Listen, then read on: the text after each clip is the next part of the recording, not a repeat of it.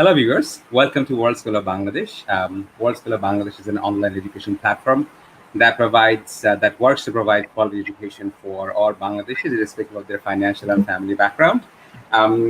We do know that in Bangladesh we have different kinds of education, and that creates some kind of structural socioeconomic disparity. So, World School of Bangladesh is actually working towards creating an access to quality education for everybody. So for the convenience of our conversation and for our audiences, mostly we will speak in Bangla if that is okay. এবং যদি কখনো প্রয়োজন পড়ে we will converse in English. Today with us, we have Naveen Rahman, one of the favorite people in the world for me. I have known Naveen for 12 years, and I have learned a lot from Naveen on many occasions, on many cases in my life. I also had a privilege to be her high school teacher at one point in the ancient history. So, so we will have a very engaging and honest conversation. Most importantly, আমি নাভিনকে চিনি 12 বছর ধরে বা তারও বেশি সময় ধরে. So we have known each other for a long time. Naveen দেশের বাইরে লেখাপড়া করেছে, অনেক ছোটবেলা থেকে দেশের বাইরে চলে গেছে. Naveen, at least আমার কাছে, when I think about Naveen, I don't need any introduction, and a lot of people who know Naveen won't actually need introduction. A very dynamic, young woman and successful woman in Bangladesh. And Naveen has recently got into University of Columbia for doing her master's in psychology. Congratulations! That is that is quite a journey. Naveen, if you tell us briefly, and we will go into detailed discussion in about after that, your journey so far from Bangladesh, Scholastica, and onward. So, as you know, I was in Scholastica. I think Scholastica was very formative for me because I've been there for such a long time. For playgroup থেকে KG2 থেকে, playgroup থেকে class 10 পর্যন্ত ছিলাম. And throughout that journey, like, we changed campuses as well, like একসময় ধানমন্ডি, একসময় গুলশান, তারপর Uttara. So পুরোটা time had a lot of continuity. I think that continuity was very helpful for formative years. ওইটার পরে I went to United World College of Hong Kong. It's a group of schools that's founded after World War II. In with the mission that to create world peace, so that people from all over the world can come together and live in one place and cultivate an understanding among themselves amid like all kinds of diversity. So that was a turning point in my life for sure, because I've been totally used to like a certain kind of stability, same kind of formation throughout, like, my childhood till grade class 10. So Uttarpore, I was thrown into like a whirlwind of a lot of things. A lot of things didn't make sense, a lot of things did, and a lot of things were exciting. But most importantly, I learned to ask questions at that point in time. Some things that we always took for granted. Why do we do certain things in our daily life? Or how do we interact with other people? Bangladesh, you've grown up like that, so we just keep doing it. But UWC there, when other people from different cultures started asking questions, oh wow, this is cool, এটা কেন করো তোমরা, বা ওইটা কেন করো, বা fasting কেন করো, things like that. So I started to have to answer, this is why we do it, or this is why I want to do it. So তখন থেকে actually my mind started opening up in terms of at a global level, I would say. So 2 years were very formative in terms of exposure. And after those 2 years, I went to Colorado College for my undergrad. It was a continuity of my education, but I feel like my 4 years in America, especially Colorado College, has been another stepping stone in my formation. And it was completely different from everything that Bangladesh had to offer or Hong Kong and UWC had to offer. And I would say it was much more formative in terms of my emotional growth and kind of stepping into adulthood, I would say. So yeah, after that, I went on and off to Bangladesh, and I worked in Bangladesh primarily. America just try kaaj kortam, and then I came back. And yeah, ever since I've been pretty much in Bangladesh, and now I'm going back to my graduate studies. আচ্ছা, এখন অনেকগুলা মানে প্রশ্ন করবো আমরা ভেঙে ভেঙে। প্রথম প্রশ্নটা তুমি যে কথাটা বললা যে ইউডব্লিউসি, এখন ইউডব্লিউসি তে আমাদের ডেইলি কনভারসেশনের মানে ভোকাবুলারি না। ইউডব্লিউসি হচ্ছে United world college. Right. Particularly one of my passion. Sorry, Firas, you're breaking up. এখন কিছু শোনা যাচ্ছে না। বৃষ্টি হচ্ছে তো এই জন্য খানিকটা কানেকশনে একটু I think you're back now. Yeah. আচ্ছা, তো যেটা বলছিলাম যে মানে যে মানে আন্ডার প্রিভিলেজ মানে ইউথ চিলড্রেন ওদের নিয়ে কাজ করাটা আমার প্যাশন। এবং বাংলাদেশে শুরুতে স্ট্যাটিস্টিক্সে বললে কনভারসেশন শুরু হবে, সেটা হচ্ছে বাংলাদেশে টোটাল স্টুডেন্ট পপুলেশনের লেস দেন 1% পড়ে ইংলিশ মিডিয়াম স্কুলে। তাহলে বাকি 99% তারা পাবলিক স্কুলে পড়ে। বাংলাদেশে যে পরিমাণে স্টুডেন্ট শহরে পড়ে তার চেয়ে অনেক বেশি স্টুডেন্ট গ্রামে লেখাপড়া করে। তো ওয়ান অফ দি অবজেক্টিভস মানে যেটা lot of the works that I do সেটা হচ্ছে ডেমোক্রেটাইজিং দ্য ডিজিটাল ডোমেইন, যাতে করে তুমি মানে anybody coming from what ever the family background, what ever the financial background, ওরা যেন ওদের জন্য কি কি অপরচুনিটি আছে সেগুলো বুঝতে পারে। তো এই যে মানে আমি যখন গ্রামীণ স্কুলে কাজ করি তখন যদি আমি কাউকে গিয়ে বলি যে আচ্ছা তুমি কি ওয়ার্ল্ড মানে ইউনাইটেড ওয়ার্ল্ড কলেজ ইউডব্লিউসি বলে একটা জিনিস আছে, এটা কি তুমি জানো কিনা, chances are very very again telling you from experience ওরা কিন্তু জানে না যে ইউডব্লিউসি কি। এবং বাংলাদেশে তুমি তোমার কাছ থেকে আমি জানতে পারলাম যে রিসেন্টলি বাংলা মিডিয়াম থেকে ছেলেমেয়েরা স্কলারশিপ নিয়ে ইউডব্লিউসি তে পড়তে যাচ্ছে। তো এখন যদি আমাদেরকে একটু আরো একটু ভেঙে ভেঙে যদি বোঝা বলতা যে তুমি যেটা বলেছো যে এটা এস্টাবলিশমেন্টের হিস্ট্রি, এই স্কুলগুলা তুমি যেখানে এ লেভেলস করো ইউডব্লিউসি তে পড়েছো, হাউ ইজ ইট ডিফারেন্ট? এখানে ভর্তি মানে এখানে চান্স পেতে গেলে মানে কোন ধরনের টেস্টের ভিতর দিয়ে যেতে হয়, ওরা কি কি ধরনের অ্যাসেসমেন্ট করে, এগুলো যদি তুমি ভেঙে ভেঙে বলতা বাংলায় তাহলে অনেক সুবিধা হবে। Sure. So first of all, I think Bangladeshi আমরা জিনিসটাকে অনেক complicated করে ফেলি because of our colonial history and all of that. We've had a lot of discussion about this before. But global level এ যাওয়ার পরে ওখানে কিন্তু ওদের খুব একটা এরকম criteria থাকে না that you have to be from English medium or anything. It's just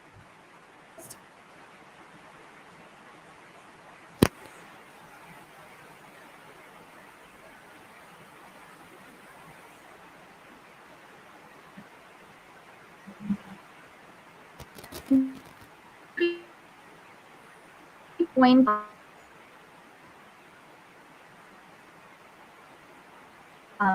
যে ইংলিশ মিডিয়াম থেকে, যার জন্য ব্যাক হ্যাঁ একটু ভেঙে যাচ্ছে কথাগুলো।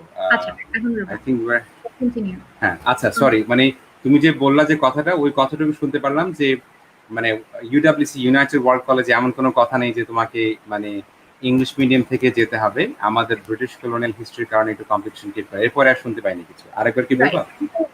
ওকে, সো আমি ইউনিভার্সিটি যাওয়ার পরে দেখেছি যে বিভিন্ন দেশ থেকে যখন মানুষ আসছে they're mostly more comfortable with their own language, whereas I was more comfortable with English than Bangla. You know, a lot of people, for example, their literature nita hoy je kono ekta subject, so there are 6 subjects. So ekta you have to take literature level of language. So for me that was an obvious choice, English, right? But a lot of people took their own language and it was a self-taught language. Jekhane the instructor doesn't have to know your language, that person is going to be kind of a mechanism for you to extract information in your own way. You know what I mean? So self-taught is a very important part of the A1 language subject in IB.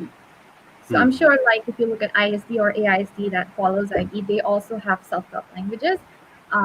So ওখানে আমার অনেক friends ছিল who were taking their own language because they were way more comfortable and English was like a second language for them in a very basic form.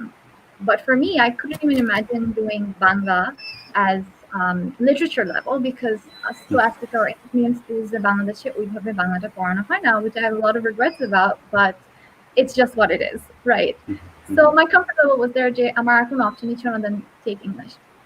So I would say যে এই জিনিসটা অনেক important for me যে অন্য দেশ থেকে যে মানুষ আসছে, let's say Chinese or Latinos or Europeans, they didn't feel like they need English to a great extent, only to the extent that they can communicate with others. Over time, we like went to college or had other interactions. অন্য কিছুর জন্য যখন আমাদের communication দরকার হয়েছে, তখন with exposure, their English got a lot better, and it was for the purposes of communication and not like a checkpoint, requirement for my intelligence, whether I can go to like a high level, college after undergrad. After high school. So yeah. তার মানে আমাকে আরেকটা জিনিস বুঝায় বলো, সেটা হচ্ছে হ্যাঁ হ্যাঁ হ্যাঁ আমি মোটামুটি বুঝেছি। আমি তোমাকে মানে I will ask you a lot of follow up question, মানে এভাবে চিন্তা করে যে মানে আমাদের যারা অডিয়েন্স তারা যেন পুরো কনভারসেশন শুনলে ওরা যেন বুঝতে পারে। এবং আমাদের অডিয়েন্সের মধ্যে মানে বড় একটা পোর্শন হচ্ছে যারা গ্রামের স্কুলগুলো, হাই স্কুলগুলোতে লেখাপড়া করে, তারা হচ্ছে আমাদের একটা বড় অডিয়েন্স। এখন যাও, আর আমাদের আজকে কানেকশনটা একটু উইক, যে বৃষ্টি হচ্ছে, ইলেকট্রিসিটি চলে গেছে, সো মানে we will have some interesting anyway. তো যে কথাটা বলছিলাম, তুমি যেটা প্রথমে বললা আইবি মানে হচ্ছে ইন্টারন্যাশনাল ব্যাকালোরিয়েট, অর্থাৎ বাংলাদেশে যেরকম ছেলেমেয়েরা ন্যাশনাল কারিকুলামে, জাতীয় শিক্ষা বোর্ডের সিলেবাসে লেখাপড়া করতে পারে, আবার কেউ কেউ ও লেভেলস অথবা এ লেভেলস পরীক্ষা দেয়, অর্থাৎ ব্রিটিশ কারিকুলামে অর্ডিনারি লেভেল এবং অ্যাডভান্সের পরীক্ষা দেয়, আবার কেউ কেউ আইবি ইন্টারন্যাশনাল ব্যাকালোরিয়েট সিস্টেমে পরীক্ষা দেয়। আচ্ছা, তো সেখানে তুমি যেটা বললা যে তোমার টিচারকে যে ল্যাঙ্গুয়েজটা তুমি পড়ছো সেটা জানার প্রয়োজন নাই, ধরো that's specific one subject. So there are 6 subjects, 6 category of subjects. একটা হচ্ছে literature level মানে একটা language নিতে হবে। সেকেন্ডটা হচ্ছে একটা secondary language which can be basic, আমি একদম নতুন করে ফ্রেঞ্চ শিখবো for example. So ওই ক্যাটাগরিতে অন্য একটা সেকেন্ড ল্যাঙ্গুয়েজ নিতে হবে। তারপর third I think was math, আরেকটা was humanities, and then the other one was science, and then art. Whatever you can take something from the other 5 categories. So you have to take 6 subjects, and one of them was a language that you have high level proficiency in, so that you can delve like at a literature level. So oy language that your teacher doesn't need to know. He can only guide you, help you look at like exactly কোন ধরনের লিটারেচারটা পড়তে হবে বা কোন বইটা পড়তে হবে, so that you can extract enough information and do a literary analysis. So I'm not sure how the grading is done for those papers. I'm sure like it's sort of like there are teachers of that language who can look at your papers, but in our school we didn't require having someone from that language. আচ্ছা, so ধরো এমন হতে পারে যে তোমার যে তো ওই 6টা সাবজেক্টের মধ্যে একটা সাবজেক্ট হচ্ছে যে মানে ওইভাবে মানে দে উইল লার্ন ইট। আচ্ছা, আমার কথা শুনতে পাচ্ছ না বিন?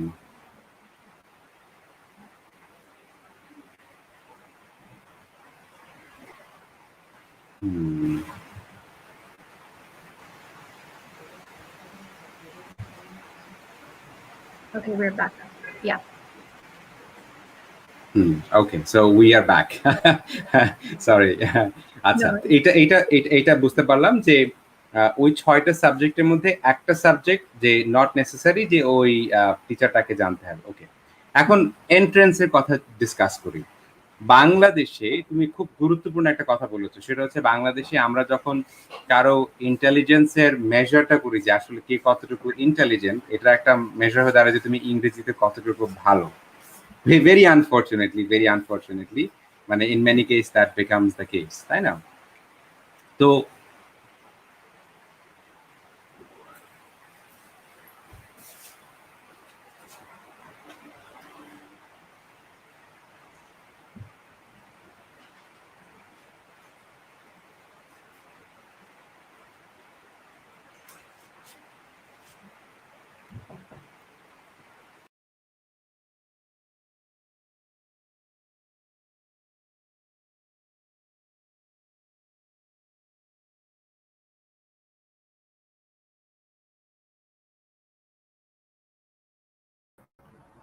We're back.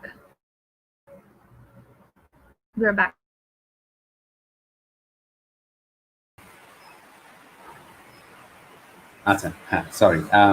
তো এবার let's discuss about the entrance. একটা খুব গুরুত্বপূর্ণ কথা তুমি বলেছো, সেটা হচ্ছে যে আনফরচুনেটলি বাংলাদেশে যেটা হয় সেটা হচ্ছে যে আমরা ধরে নিই যে কারো মানে কার ইংলিশ ল্যাঙ্গুয়েজ প্রফিসিয়েন্সিটা কতটা ভালো সেটা তার এক ধরনের মেরিটের মেজার হয়ে যায়, তাই না? Very unfortunately. তো বাংলাদেশে আসলে ইউডব্লিউসি তে মানে ইউনাইটেড ওয়ার্ল্ড কলেজে তোমার ইউনাইটেড ওয়ার্ল্ড কলেজে কিভাবে মানে how do you get selected? আমি একটা কথার অ্যান্সার দিয়ে নিই।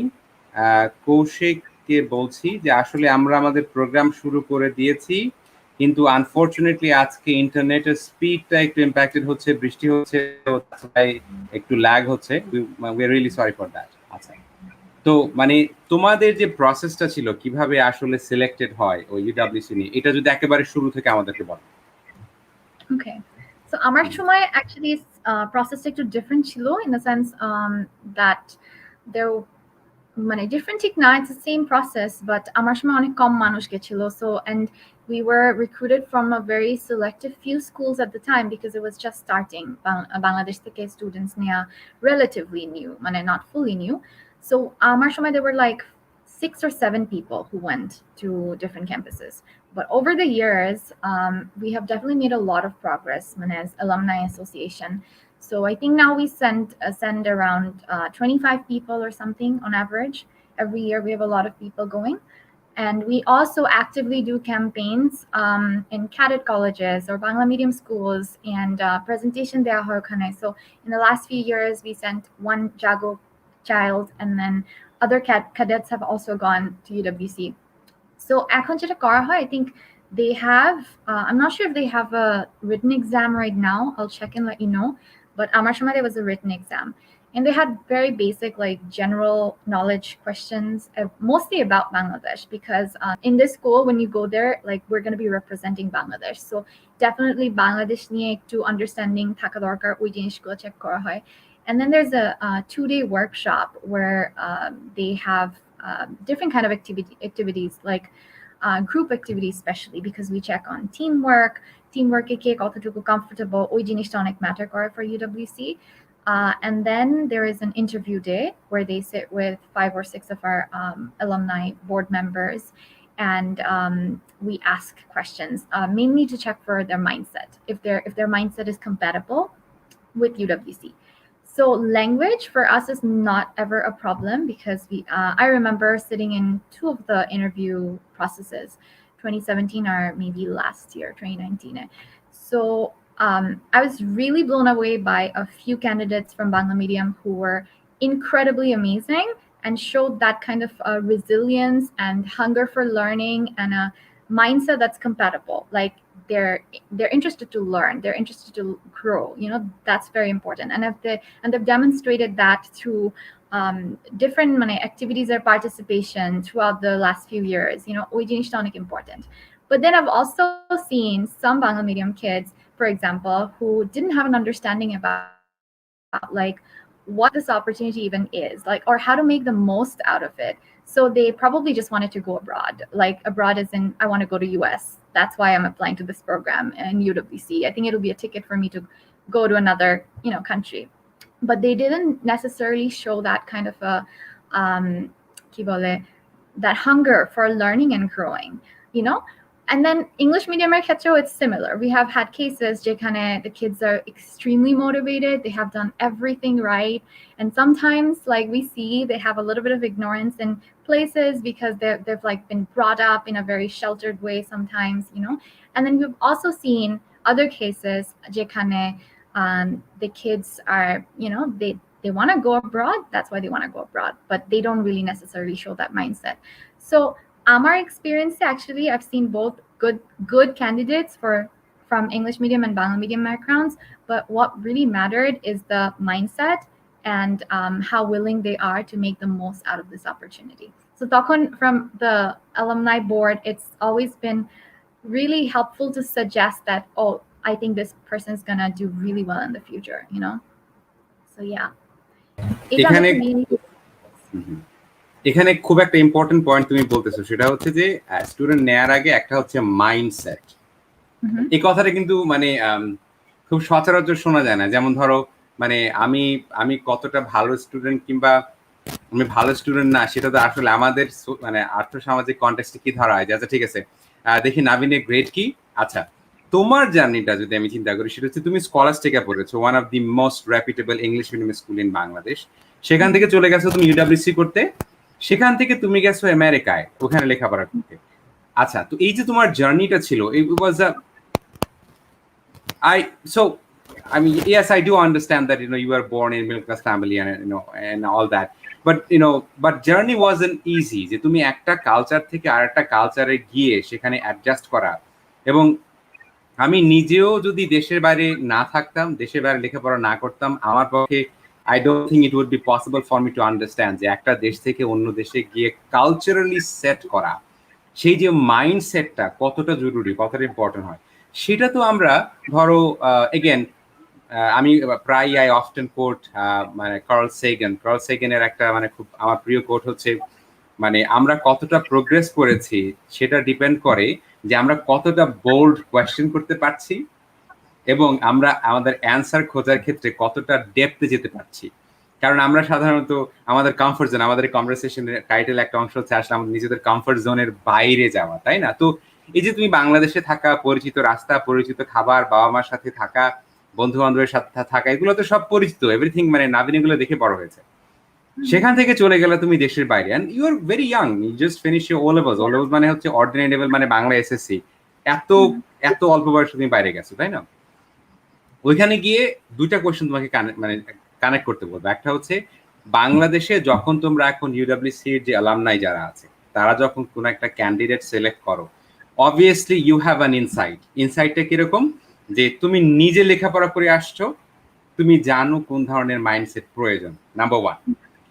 নাম্বার টু, যেটা হচ্ছে হার্ড কোয়েশ্চেন কিংবা একটু tactical question, rather unpopular question, সেটা হচ্ছে ধরো একজন স্টুডেন্ট সে ইউডব্লিউসিতে লেখাপড়া করে এসছে, এবং যে কথাটা তুমি মেনশন করলা যে আসলে তোমাদের এখানে ক্যাম্পাসের ব্যাপার আছে, যে 17টা দেশে তোমাদের মানে ইউডব্লিউসির ক্যাম্পাস গুলো আছে। তোমাদের ক্যাম্পাস সিলেকশন হয়তো কেউ হয়তো চুজ করবে আমি পড়তে যাব ইন্ডিয়াতে, কেউ পড়তে যাবে আমেরিকাতে, কি পড়তে যাবে চায়নাতে, তাই না? তো ক্যাম্পাস গুলো আলাদা আলাদা আছে। তো আমেরিকার কালচার, ওখানকার ক্যাম্পাস নিশ্চয়ই হংকং এর কিংবা সিঙ্গাপুরের ক্যাম্পাস থেকে খানিকটা আলাদা হবে, ওখানকার থেকে আলাদা হবে। যারা বাংলাদেশের অ্যালামনাই, এই যে একটু আগে তুমি বললা যে এই বছর for the first time somebody who is from an underprivileged background has gone to UWC college.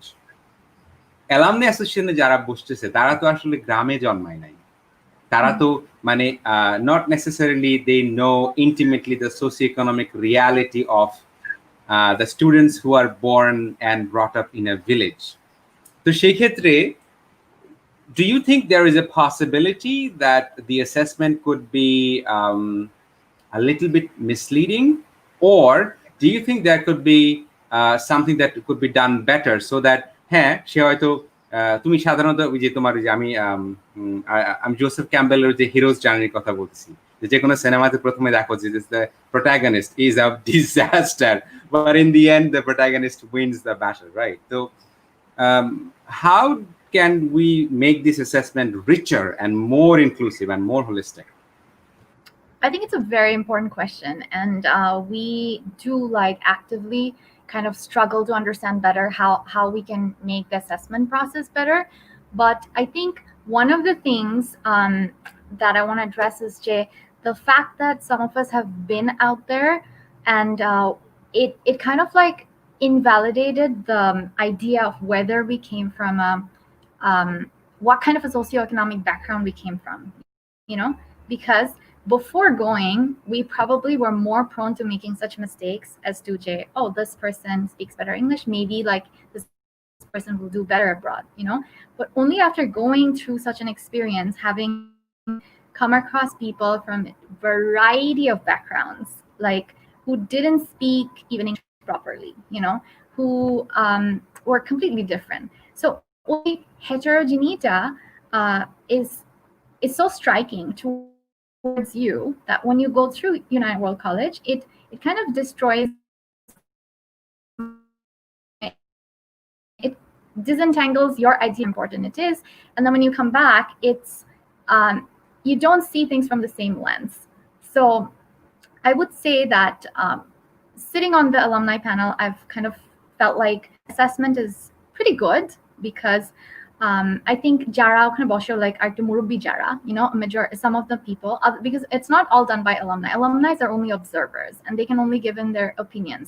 The selection is actually done by the National Committee of Bangladesh for UWC, and it has like really much older, experienced people from different backgrounds who themselves are most likely from Bangla medium schools, because back in the day, I'm sure like not everyone from that committee is like an English medium background. Maybe there are some teachers of English medium background, but I feel like over the years we have actively tried to not necessarily change the criteria of what will get a student in, but more about dismantling the Bangladeshi system of getting more Bangla medium schools into the entry point to sit for the interview process. You know what I mean? So ওই জায়গাটাতে আমরা বেশি কাজ করেছি by actively reaching out to those schools and letting them know, apply, because we didn't used to get those, ওই communication chainটা ছিল না আগে, but communication chainটা strong হওয়ার পরে আমরা enough students pi, and a lot of the times I see that we're more tilted towards the Bangla medium kids because we see how much they already have learned to be independent. I remember sitting in an interview, this kid came from a different town, just for that day and for the interview, and stayed at her relative's place just to attend this interview. And a lot of the stories she said like already portrayed how independent she is as compared to some of the other students we had. So we were pretty much thrown by the fact that how independent she is, and it's an important criteria for UWC because what we check for is not just like checklist things, but we look at like what this person can give and how capable is this person to receive, like how open-minded that person is for learning. So we also have to make sure we're sending somebody of high quality because UWC's expectation from the National Committee is that we will send somebody that other kids will learn from. Because UWC is less about like just teachers teaching you or you go there, you learn, and then you come out. No, it's a system where all the new incoming students learn from each other.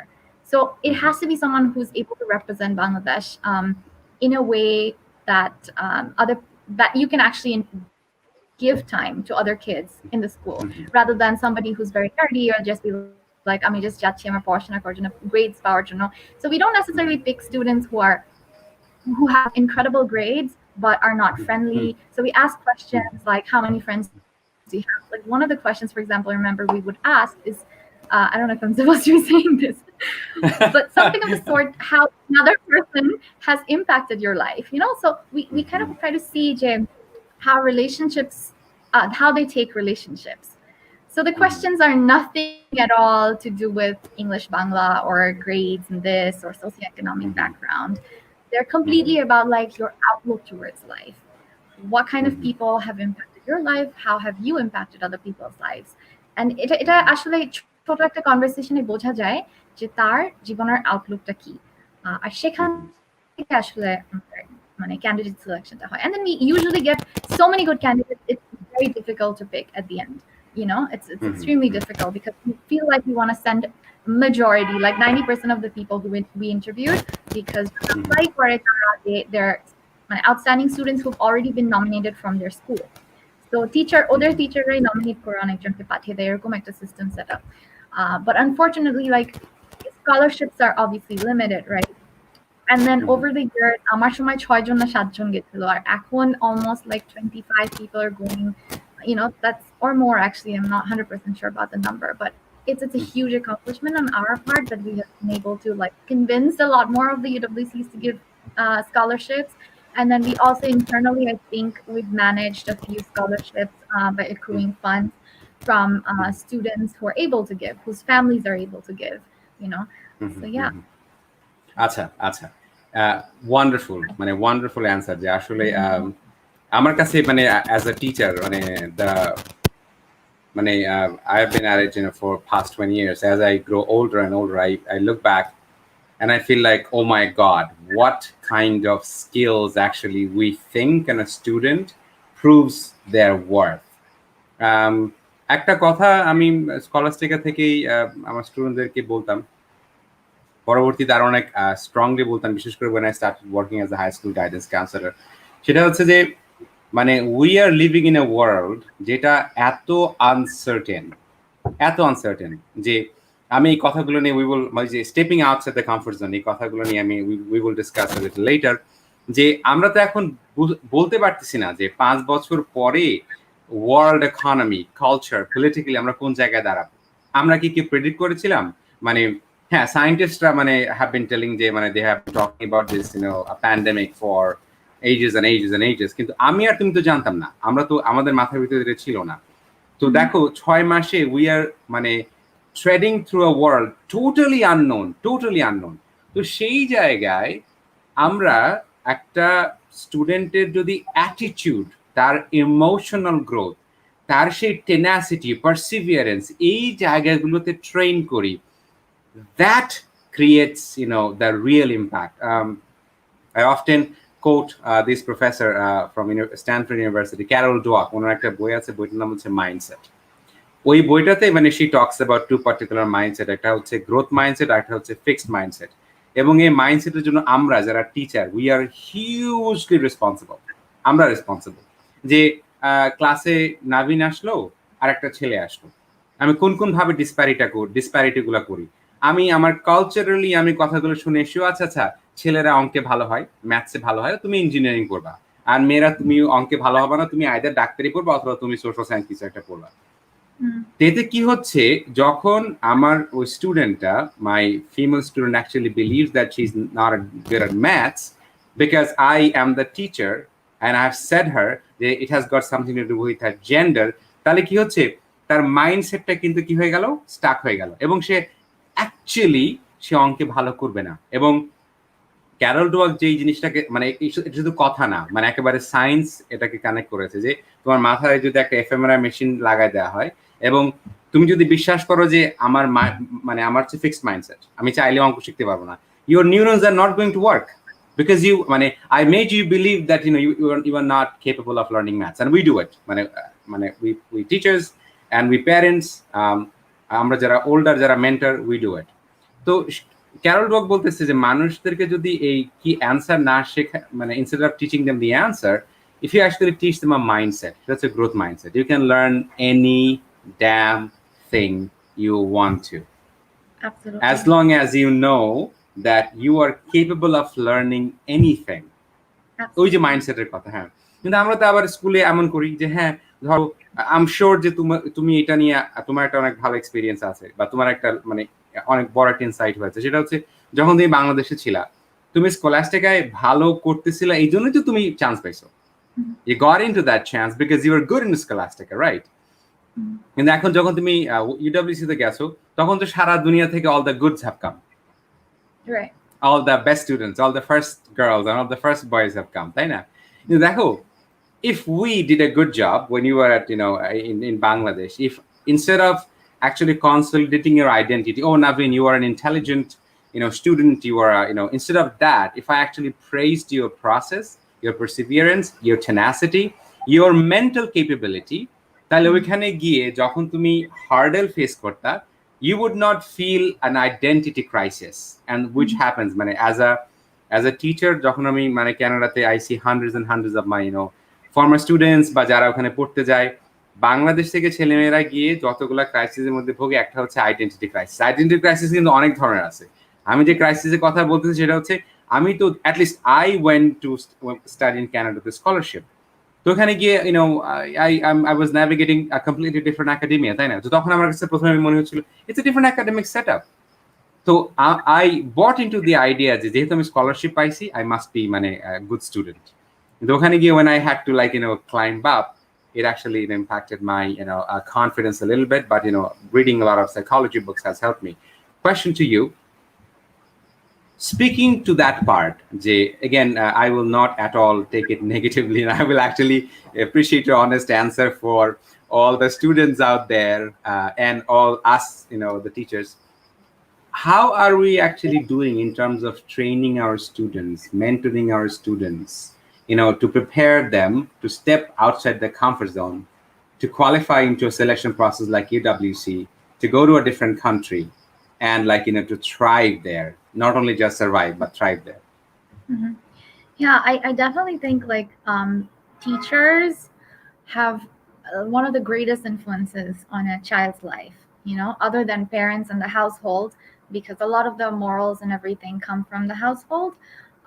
But teachers have a way of influencing kids in the right direction over the years. And I would say, I feel extremely privileged, and I often talk about it in my friends সাথে অথবা close মানুষদের সাথে, how আমাদের time a lot of the teachers were real teachers, like at least in Scholastica. There were lots of teachers who stayed for years, and their passion was to be in that. তাদের নাম পুরা নীল খেতার জায়গায়, ছড়াই গেছে with their notes and things like that. And I think like they were very dedicated to that process of being a teacher. So the further back you go, the better some of those aspects were. And I'm not sure who's there in Scholastica right now, for example, but I have friends who have gone into teaching and who've had terrible experiences in terms of যে কিভাবে পড়ানোর প্রসেসটাকে দেখা হচ্ছে, বা ওইখানে যে জিনিসগুলো দরকার সেগুলো হচ্ছে কিনা. And we have a lot of, just like in other careers, like there's a lot of people changing jobs a lot, so teachingটাও হয়ে গেছে এমন যে people are not like the kind of teachers they used to have who've taught for years and that's what they want, that's what they feel passionate about. Oita charao, I would say there are a lot of things that this area of teaching has to adapt to, like you were saying, the growth mindset, or integrating emotional aspects, emotional growth of a student along with IQ. So like EQ becomes an important part. So I'm not exactly sure like in terms of যে এখন কতটা এগুলোর উপর priority দেওয়া হচ্ছে. But then again, I would say যে teachers definitely have a very important part to play. And students also need to be very careful about the fact that different plays, different teachers, and different mentors from different organizations play different part in your life. So for me personally, while Scholastica was something like almost representational to like biological parents, like my parents gave me birth, they financed my education, they gave me all kinds of supports and the warmth and like logistical support so that I am able to thrive, like giving me resources. So that's how I think of Scholastica in my life. It gave me the foundation, the structure, and all the supports that I needed.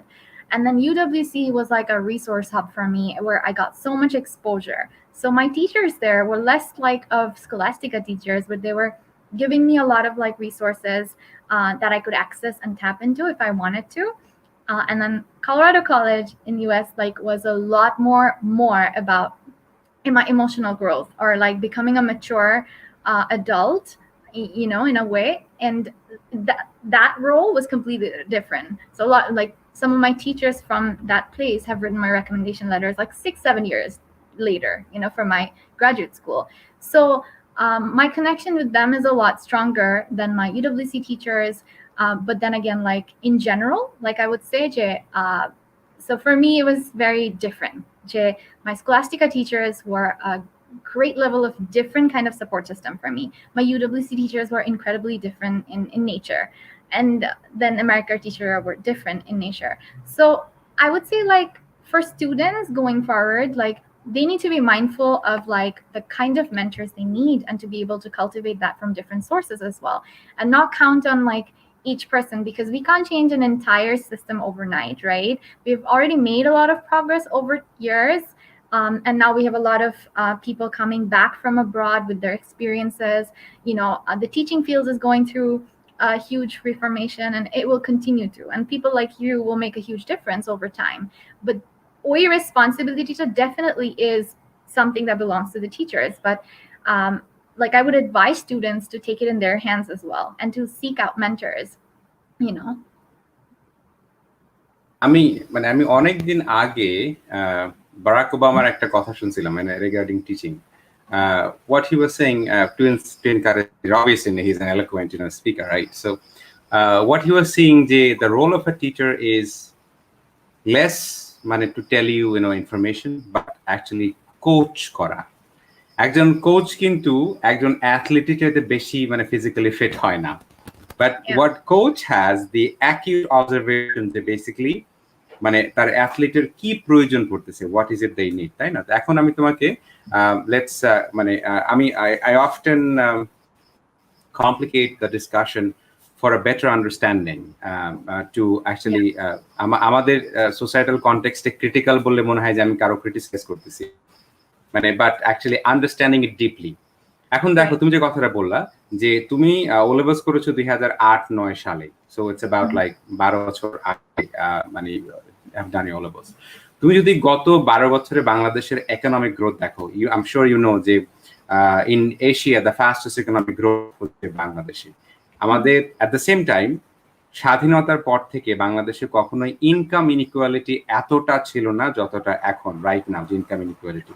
It is a country where the number of millionaires বা the richest people মানে proportion is growing fastest, so that's তো obviously আমাদের কি হয়েছে যে we have seen যে economic growth বেড়েছে, কিন্তু at the same time income inequality টাও অনেক বেশি বেড়ে গেছে, similar to rest of the world। আচ্ছা, এখন যেটা হচ্ছে যখন ইনকাম ইনইকুয়ালিটিটা বাড়ে, তোমার সময় যারা টিচার ছিলেন at that time এমন অনেক মানুষ টিচিং প্রফেশনে এসেছেন from the love of teaching, they like they were inside deeply motivated to build and to shape, to help another young mind to reach their potential, right?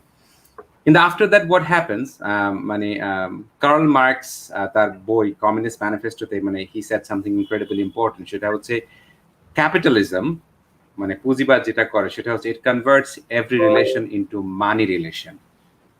তো তুমি যখন ও levels এ levels পড়েছো, to the extent you had relation, you know, the kind of bonding you had with your teacher, it was yet not that money driven. But now I can tell you is in if you look at your own, I don't think you have to ask around. If you look at your own experience that 10 years ago the kind of relationship you had and what were the basis of exchange, and if you see the kind of relationship that you see around now, I bet with a degree of confidence that you will see a lot of the relationships now are based on exchange. Okay, I am doing this for person X, what I can get in return, so an exchange based relationship। তো এরকম একটা সিচুয়েশনে টিচিংটা তো একটা organic process. মানে Naveen is not like anybody else. একটা ক্লাসে যদি মানে 40টা বা 50টা ছেলে মেয়ে থাকে, each of them they have their individual learning need.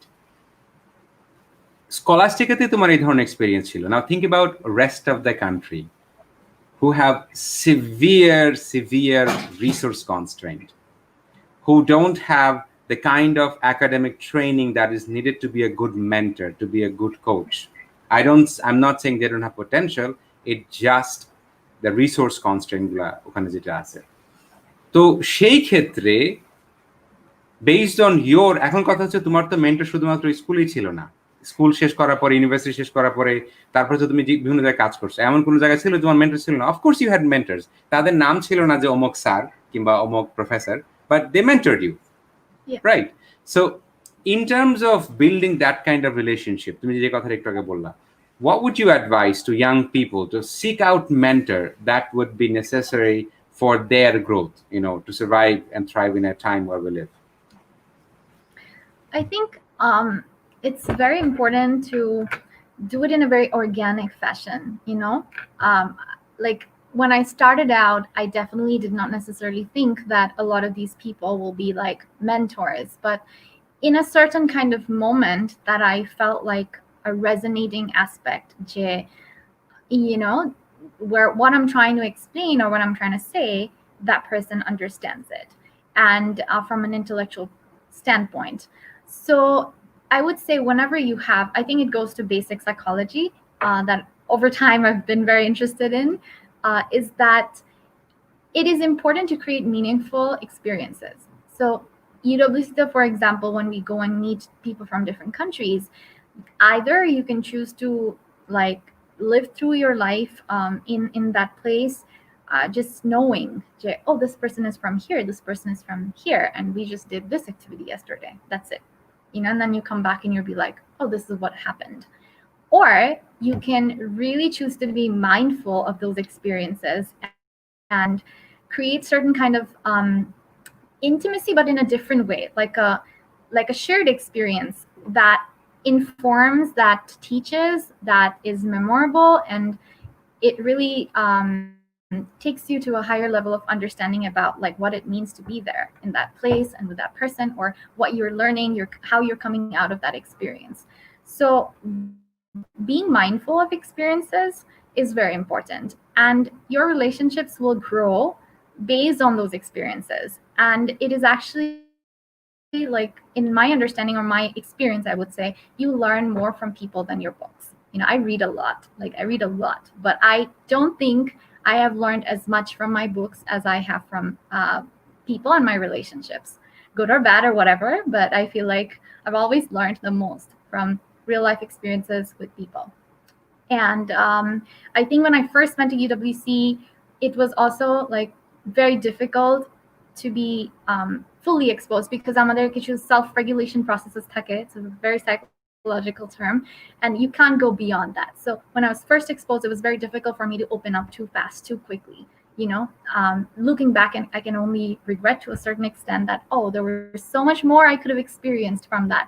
But it's not possible, because I could only have certain level of capacity to engage with people from different places. But it took me like a time to adjust, to understand, to open up, and to have conversations, to learn how to communicate with different people.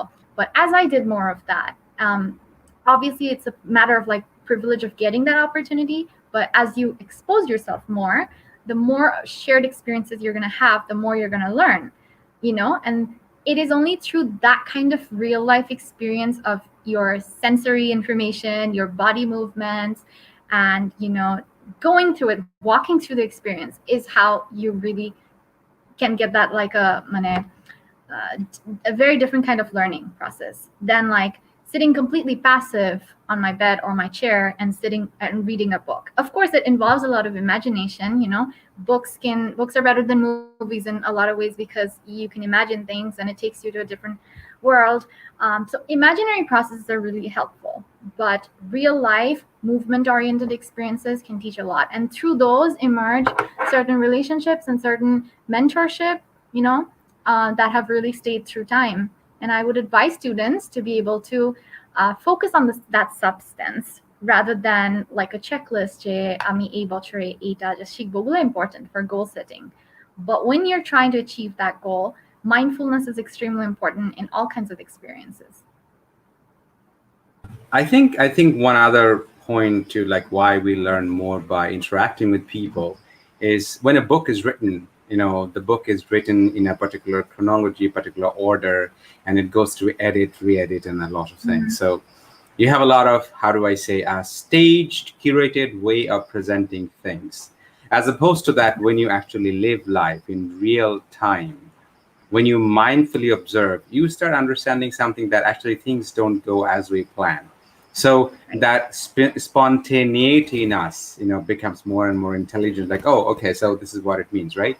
And I think one of the fears, there are quite a few great books about it, that with the rise of social media and more technology mediated relationship, what is happening that we are losing our capacity to have more meaningful face-to-face conversation. Because to have a face-to-face conversation, একটু আগে যে কথা তুমি বললা যে IQ নাই, we need emotional EQ, emotional intelligence, right? That's not easy. That's kind of hard, like and to lean in, to have a conversation with the elements of in honesty, integrity, and vulnerability. Obviously, quoting Irving Goffman, the dramaturgy, right? The front stage and backstage. Regulating our conversation a lot of the times to impress, not to express, and then obviously the real communication doesn't happen. এবং আমার কাছে যেটা মনে হয়, Sherry Turkle has written a book. It's called Together Alone. তারপর হচ্ছে উনি আবার একটা বই লিখেছেন, Reclaiming Conversation.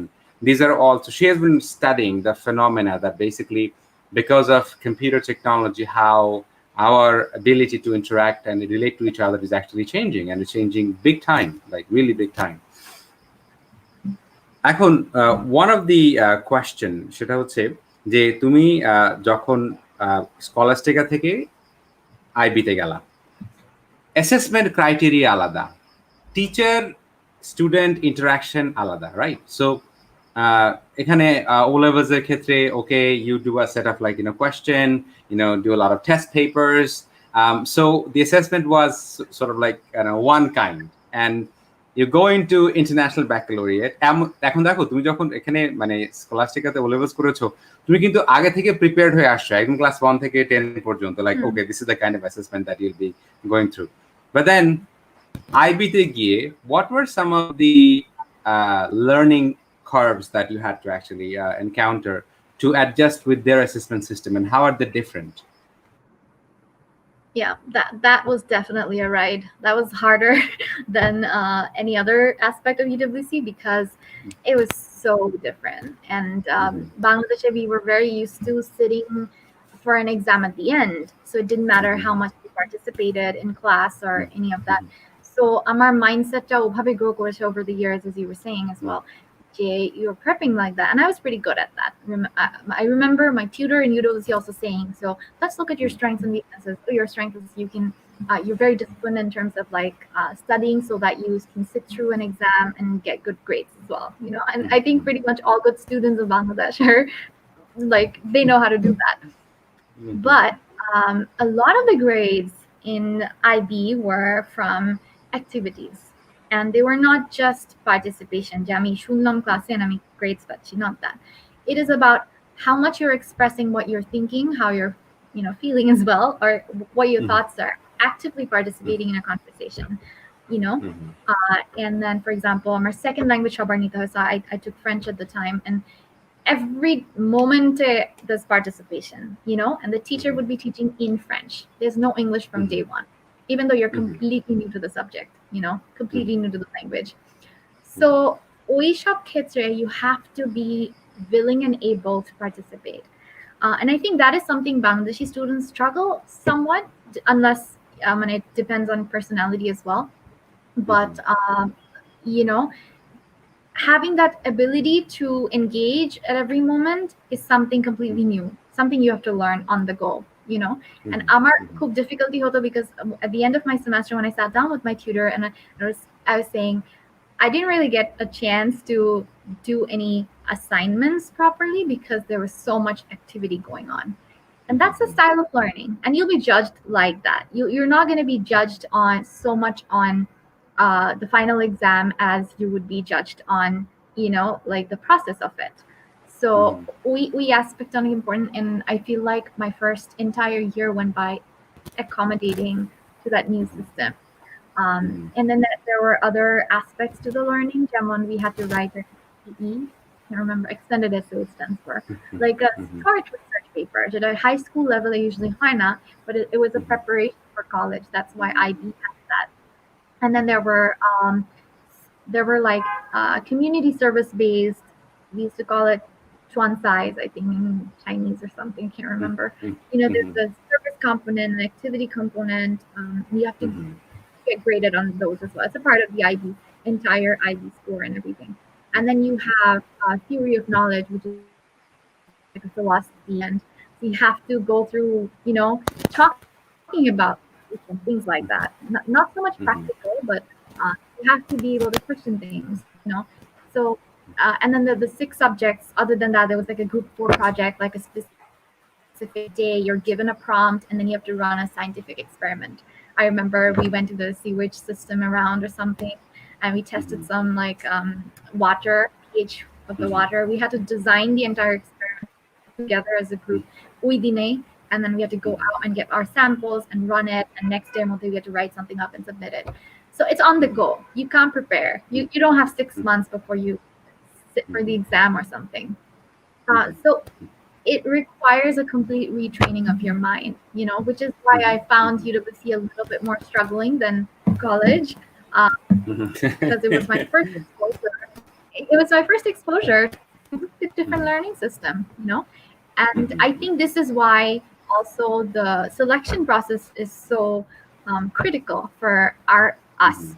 Sometimes we've gotten students, we feel like, okay, the student is great, but then can this person cope with a lot of the stress that comes with it? It is an important aspect for us to check, because there has been instances where students were not able to cope and they had to come back, or they wanted to come back, even though there were lots of guidance counselors or people explaining, like, these are the things you can do, but the students didn't want to stay. And they're not just Bangladeshi, but they're other country students.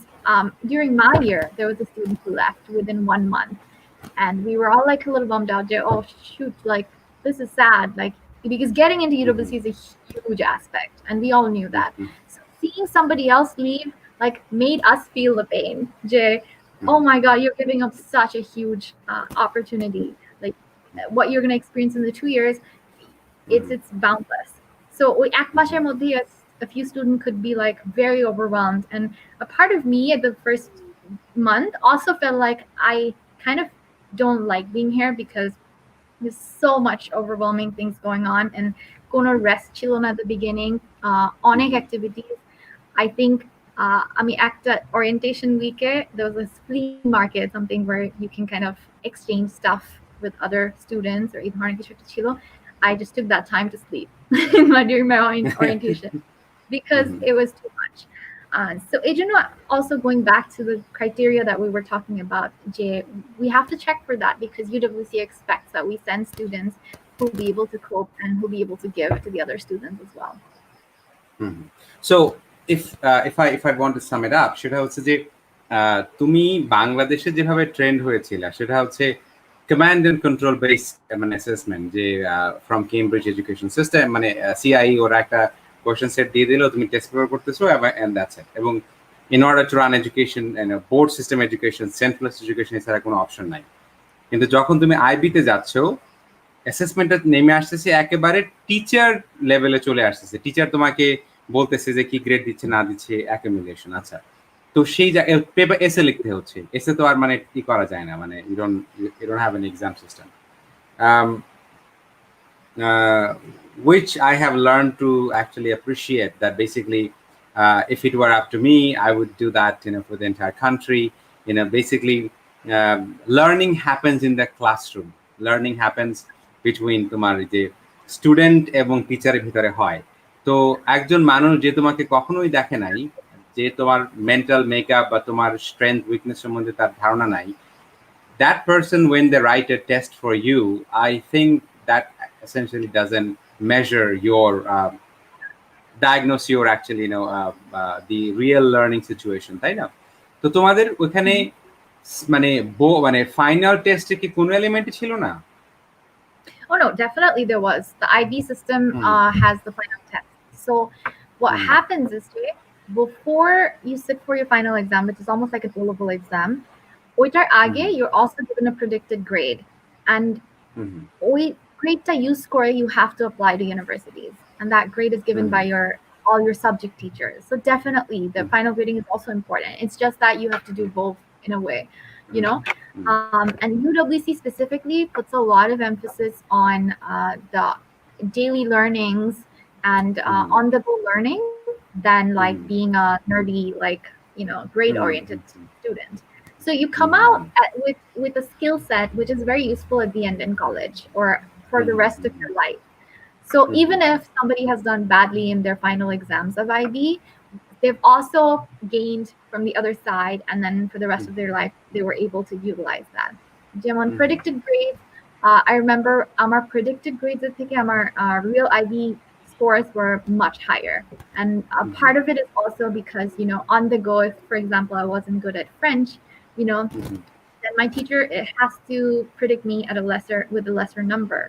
But ওই time থেকে real examiner মাঝখানে, if I have done very well, which I sped up really fast, I remember, then I got a 7, which is the highest score in French. But there's no way before that I was able to do better, and very naturally my predicted score was lower in that case. So obviously from the beginning till end of UWC, I was going on a trial and error mode, right? Because it's all new to me. But if I were to advise my younger self or somebody new, I would say, Jay, you have to have the focus on both ends. The final exam is definitely important because after you get into universities, you have to send those scores as well. But essentially, you're getting into universities based on your predicted score, which is based on how you perform on the go. Some other university selections shop, we get acceptances even before we get the final IB scores. So the final score is Okay. not as important, but they also want to see that. You have to send them the scores afterward. So if it's less than the predicted, they would be a little disappointed, I'm sure. So predicted এর ক্ষেত্রে teacher আর একটু strict হয় যে যাতে make sure করে যে পরে it doesn't come out more disappointing. But then you have to do well in the predicted score as well. Otherwise, your chances of getting into university gets lower. So it's not a blended assessment. It's like you have two sets of grade. One হচ্ছে predicted, আরেকটা হচ্ছে final. Okay. Yeah. All right. Although again, to me, I personally feel that the final assessment, the kind of questions that that is assessed on, I as an educator, I feel like we training the learners for test actually doesn't serve the long run goal of the students well-being. Life is not actually doesn't unfold in front of us in a set. Like particularly also working as a guidance counselor, I have seen a lot of এটা বাংলাদেশে একেবারে common একটা pattern, Bangladeshi শুধু এখানেই না, around the world যেখানে বাংলাদেশি কমিউনিটিগুলো আছে, সেটা হচ্ছে the parents put a lot of expectations on the students, on the children, and that creates an anxiety in their students. যে আমার বাবা, আমি যদি এই গ্রেড না পাই, তাহলে মা খুব ডিসঅ্যাপয়েন্টেড হবে, বাবা খুব ডিসঅ্যাপয়েন্টেড হবে, and that creates a fear and anxiety in the students, and that end up making them nervous, and exam result are kharap হয়. So, and what happens, they also think that label actually is their worth. I'm sure Bangladeshi, you have seen this phenomenon. Domain psychology now. হ্যাঁ যে তোমার ওই যে পরীক্ষার পরে students দেখে suicide result যদি আসে, যে দে অ্যাসিউম যে আমার এই গ্রেডটাই হচ্ছে আমার লাইফের word. I hope that we can talk to the younger students earlier and let them not take that grade so seriously that they actually their entire self-esteem depends on that, right? আবার এটা পিছনে আবার societal অ্যাটিটিউডও আছে যে মানে parents go in a competition যে ভাই আমার ছেলে তো পরীক্ষায় 9টা এ পাইছে, আপনার মেয়ে পরীক্ষায় কয়টা এ পাইছে, right? So that's again a very unhealthy practice in Bangladesh. আচ্ছা, now after that, so this is how the UWC selection. One of the things that we have learned in our conversations, it is possible for Bangla medium students to be selected in UWC, also get scholarship, although the number is very few, but you can get scholarship. Yeah. Now let's say somebody doesn't get scholarship. Let's say somebody doesn't get selected, right? Based on your experience of learning through UWC, যেমন আমাকে যদি কেউ বলতো যে আচ্ছা আইবির কোন সাবজেক্টটা you would replicate for the schools in Bangladesh, I would definitely say okay, theory of knowledge. I mean, I found it to be very, very invigorating intellectually for young people, because let's be honest, that education in a lot of cases do indoctrination instead of educating our minds. Like we start believing in a set of things, we don't learn to question. So eto age TOK পড়ানোটা অনেক advantage. If you had the means to replicate some of the learning of UWC and you could do that in schools in Bangladesh, what are some of the things that you would replicate? So I would say number one is what you just said, Jay.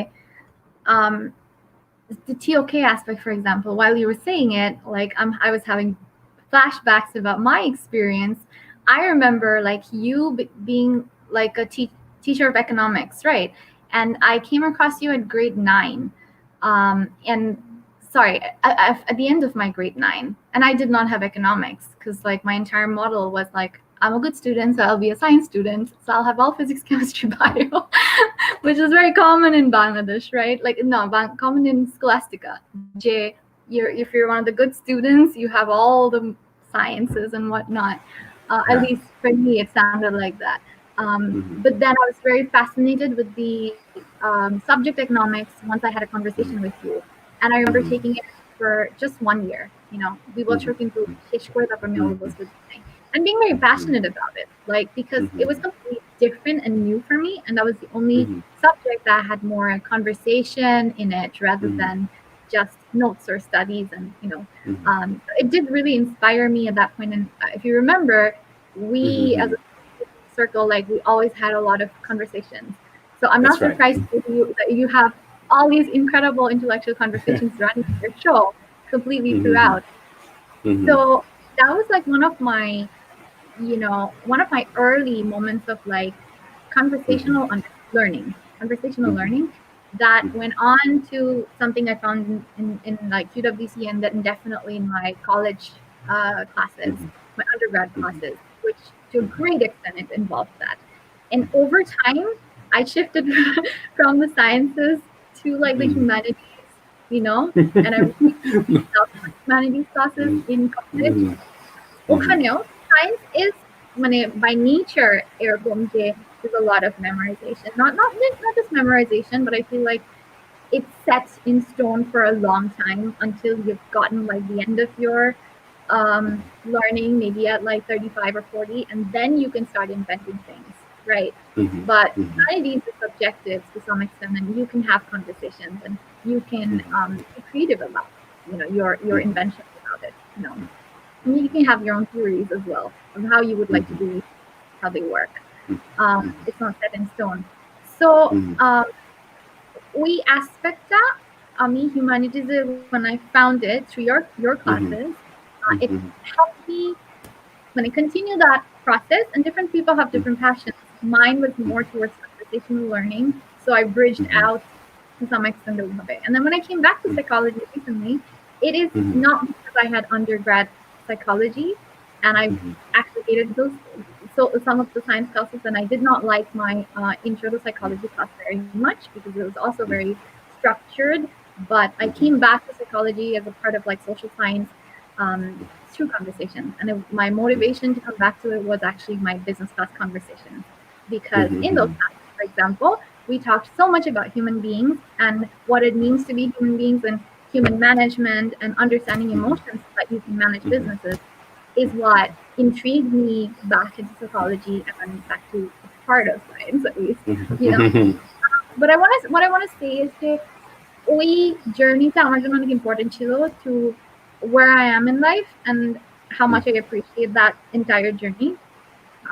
So Bangladesh's school system, if we want to incorporate any aspect of UWC, it is definitely number one is conversational learning, in my opinion, definitely. And second is activities. Activities teach us a lot. If you read psychology, I'm sure you're familiar with the idea that play is very important for children.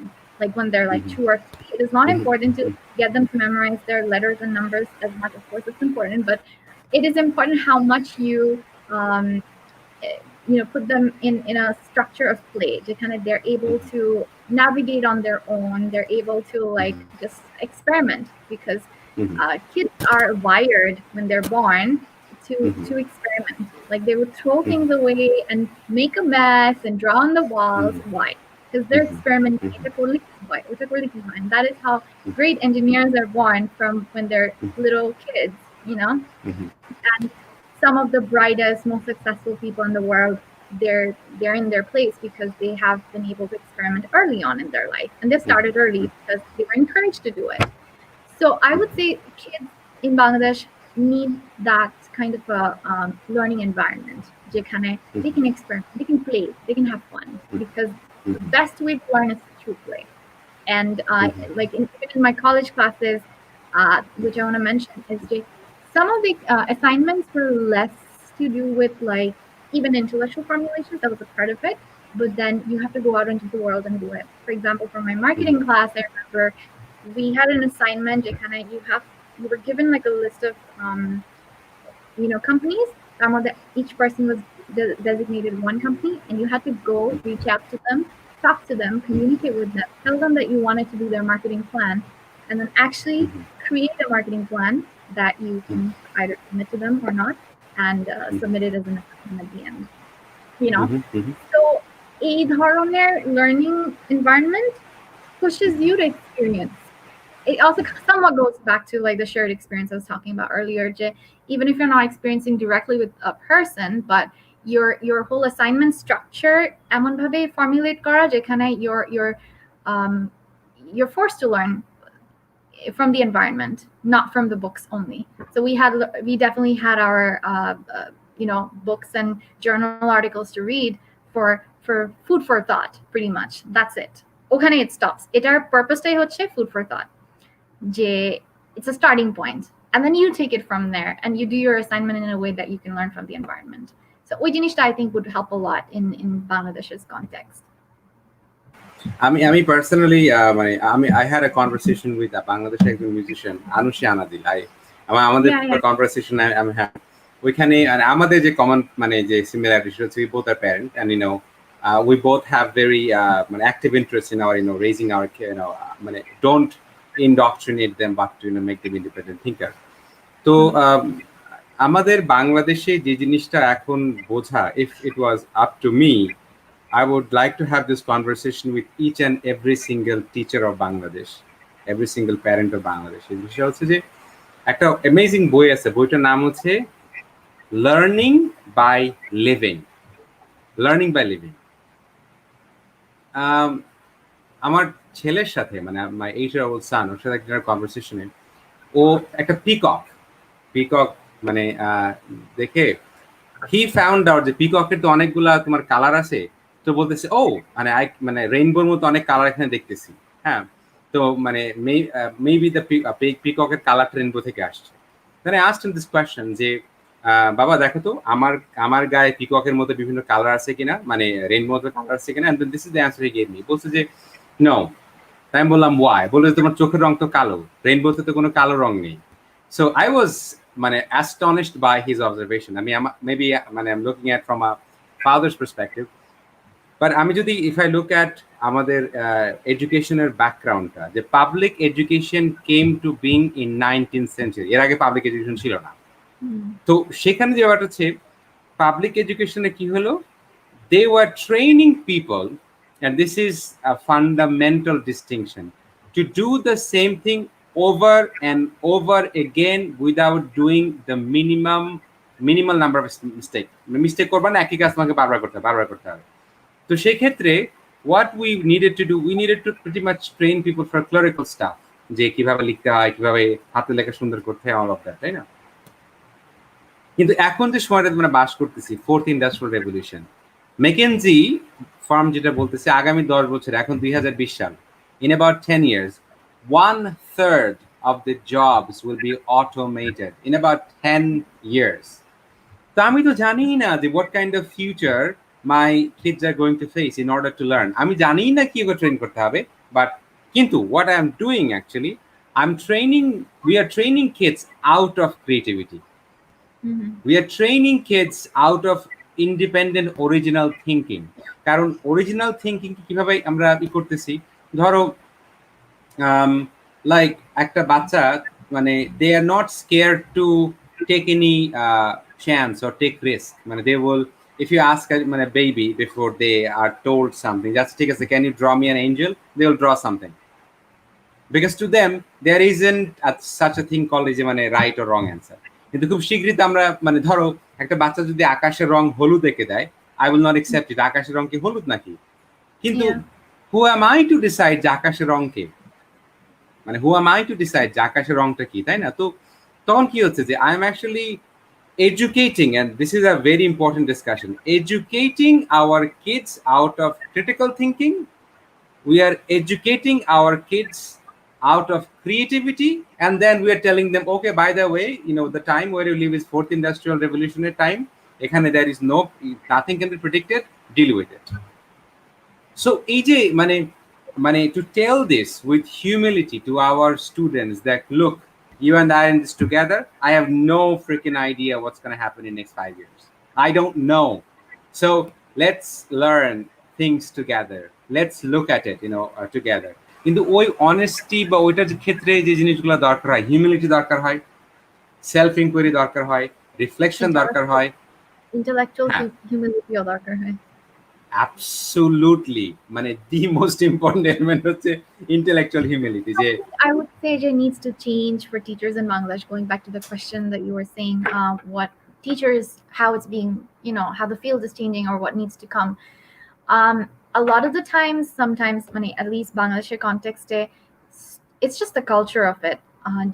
Students take for granted what the teachers are saying, and they're not questioning enough, and they don't even feel comfortable questioning. Whereas this is something that was not just required for like UWC and my college education, but it was deeply appreciated. Like the more I challenged, the better I was performing. But not definitely for the sake of challenging, but as long as I thought that it should be challenged, that I don't agree with it. So if I showed like my independent mindset in the classroom, that I am able to think on my own and I don't agree with what the professor is saying, then it was counted as something positive on my end, and that is what cultivates critical thinking, because the entire mission of at least my liberal arts college was to make you able to think for yourself, rather than learn a set of like rules from the college education. So e-change Bangladesh is very absent, because either it's from the teachers' end or it's from the students' end. And it's a very systemic problem. I don't want to like just blame the teachers or the students, because I think teachers are obhabe trained from their own education system. It's psychological at the end of the day. It is what is right, and a good student makes who listens to the teacher, and that's it. But a critical thinking idea to how to even practice critical thinking, unless you practice it in the daily classroom, you're never going to learn it. You're never going to be able to apply it in life, right? So we can't be blaming people at the end of the day when they come out of their education and they're performing in everyday life and they're not able to think and do better in their life. Why? Because they never practiced it. Why didn't they practice it? Because the teachers never allowed it. Why didn't the teachers allow it? Because they never learned it in the first place. Very systemic. Who are you going to blame? You can't blame a specific aspect of the system. You can't blame the entire system either, because ওই সিস্টেমে কিছু তো আসতে হবে to change it. So it's going to be a very slow process, but definitely a aspect is what differentiates our learning system from the Videshar learning system, because I think we operate a lot on respect equaling like submitting in a way. compliance, obedience. Compliance. Yeah, exactly. That's the right word. Which becomes respect. But like with my American professors, that was never the case. Like I could disagree with them based on what I was thinking, and they have had the intellectual humility where they know this is not a sign of disrespect in any way, but this is gonna lift us both higher, and it's gonna open up avenues for conversation which may not have happened before, and that is how humankind moves forward. You have to have new thoughts coming in, and the age wasn't a problem. Somebody younger is proposing something that has not been the case in the classroom before. So mindset is not something we have in Bangladesh very much. আমি জায়গাটাতে যে জিনিসটা add করব নাবিন, সেটা হচ্ছে definitely historical মানে background. কারণ তুমি যদি যে কোনো অর্থাৎ the countries that were former European colonies, there is one মানে সিমিলারিটি, সেটা হচ্ছে দেখো এই যে কথাটা তুমি বললা যে কনভারসেশন কিন্তু শুরু হয় ডিসএগ্রিমেন্ট থেকে। আমি যদি if I live in an echo chamber যেখানে মানে Navin is agreeing everything that I'm saying, তাহলে আমার তো কোনো কনভারসেশন হচ্ছে না। I'm like মানে how am I actually learning to see the other perspective? তো আবার আমার তো মানে আমার যদি আইডেন্টিটিটা আমি যদি সেভাবে ক্রিটিক্যাল এক্সামিন করতে না শিখি, নাবিন আমার সাথে ডিসএগ্রি করা মানে হচ্ছে নাবিন ইজ ডিসরেসপেক্টিং। তো আমাদের ক্ষেত্রে কি হয় যে আমরা ডিসএগ্রিমেন্টটাকে ইকুয়েট করে ফেলি ডিসরেসপেক্টের সাথে। But whereas conversation begins at মানে তোমার এই ডিসএগ্রিমেন্ট। আরেকটা বিষয় হচ্ছে যে কলোনিয়াল এডুকেশনের ক্ষেত্রে there are two step process. একটা স্টেপ প্রসেস হচ্ছে people from another country are coming and they are claiming their superiority to dominate us, to benefit politically and economically.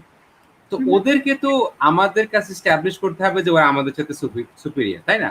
তুমি এখন পর্যন্ত বাংলাদেশে দেখো যে এবং বিশেষ করে if you work through development এজেন্সির ক্ষেত্রে দেখো যে আমরা যখন বাংলাদেশে কোনো সাদা মানুষের সাথে ইন্টারাক্ট করি, কয়জন মানুষ can think critically and have a conversation without kowtowing, without like being overly compliant and yes sir না করে করতে পারি।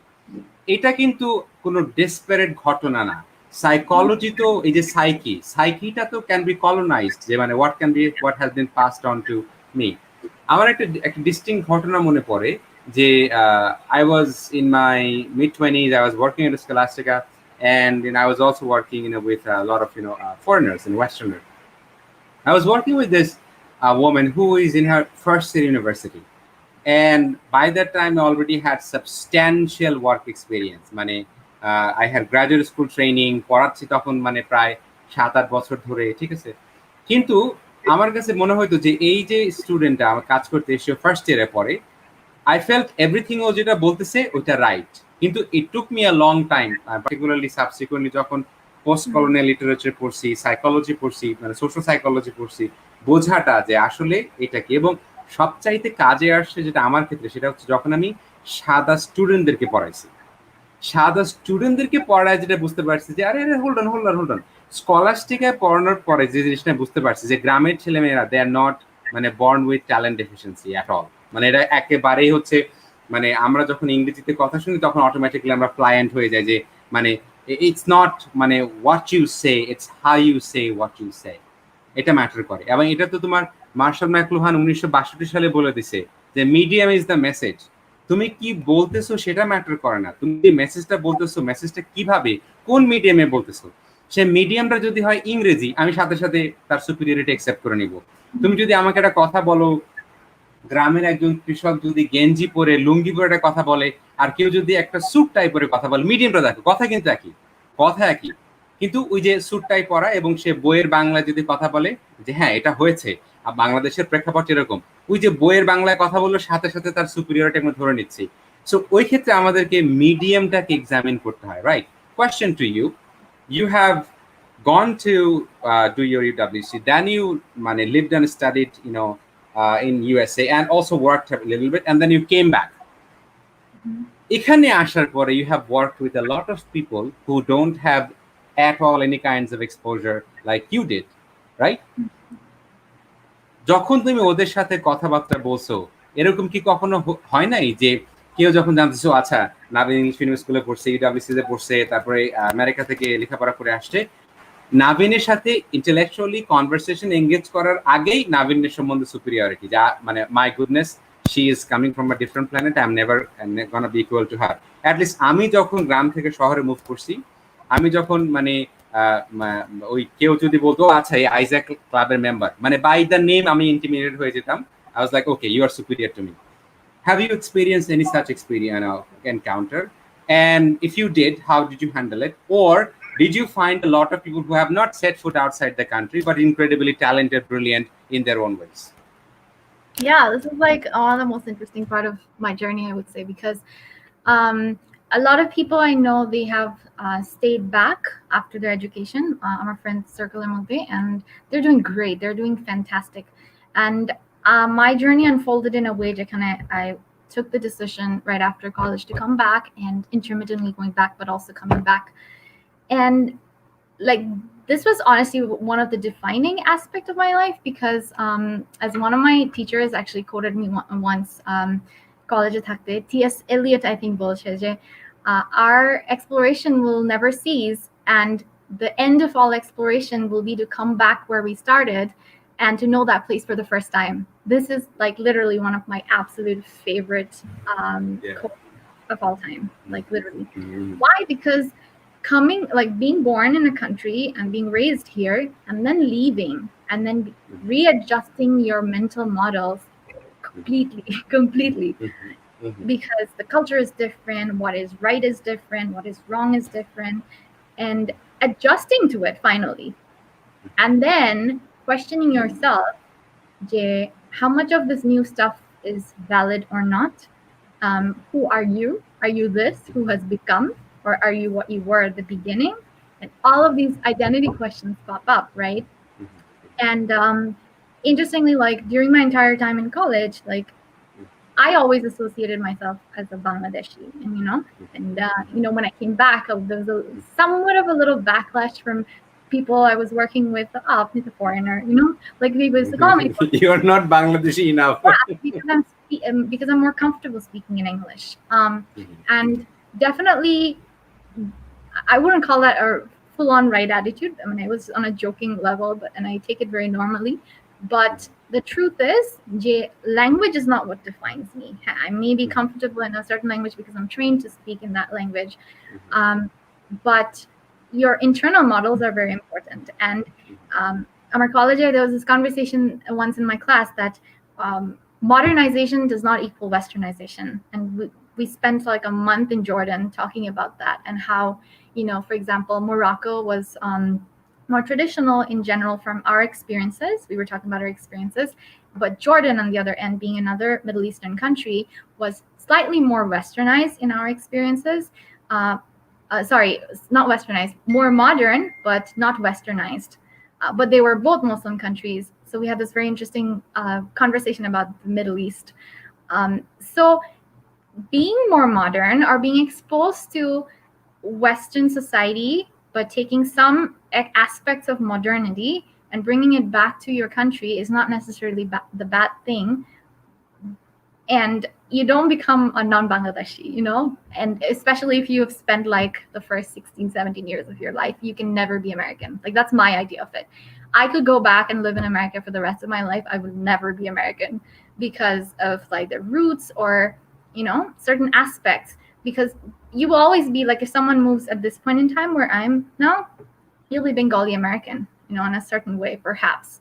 But then again, it's very critical. So I always tried not to give that control to anyone who has been in Bangladesh the entire time and take away my identity of who I am or what I associate with, Apartheid, I think, is very important. And yes, you're right. Like, there were lots of people who might have felt that way, but the interesting thing is we all have control over ourselves. So the people who put that control on themselves, that they are not up to the level in whatever ways to get to know me or be friends with me, it's their loss. But the people who felt like they want to get to know me and they want to be friends with me, I have had incredible relationships with them, and regardless of any background of English medium, Bangla medium, or whatever. And I think in my journey, it was one of the most important aspects, because like I was saying, in UWC and in my studies abroad, I have learned to see heterogeneity, right? Because people were different. And the most exciting part about my journey was to come back in Bangladesh and learn to detect and see that heterogeneity in a very homogeneous brown people, set of people. And that was so exciting for me. I'm seeing different people with my eyes, and it feels like an X-ray vision or something, which I gained only after UWC.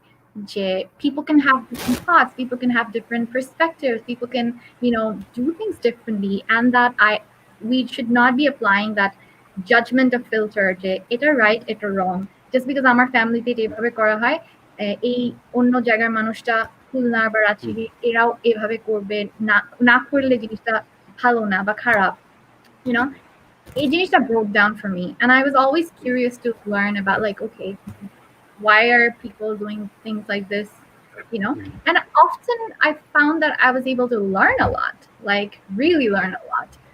So my journey would not be complete if I didn't come back to where I started and learn to know this person from a completely different lens, like T.S. Eliot has said.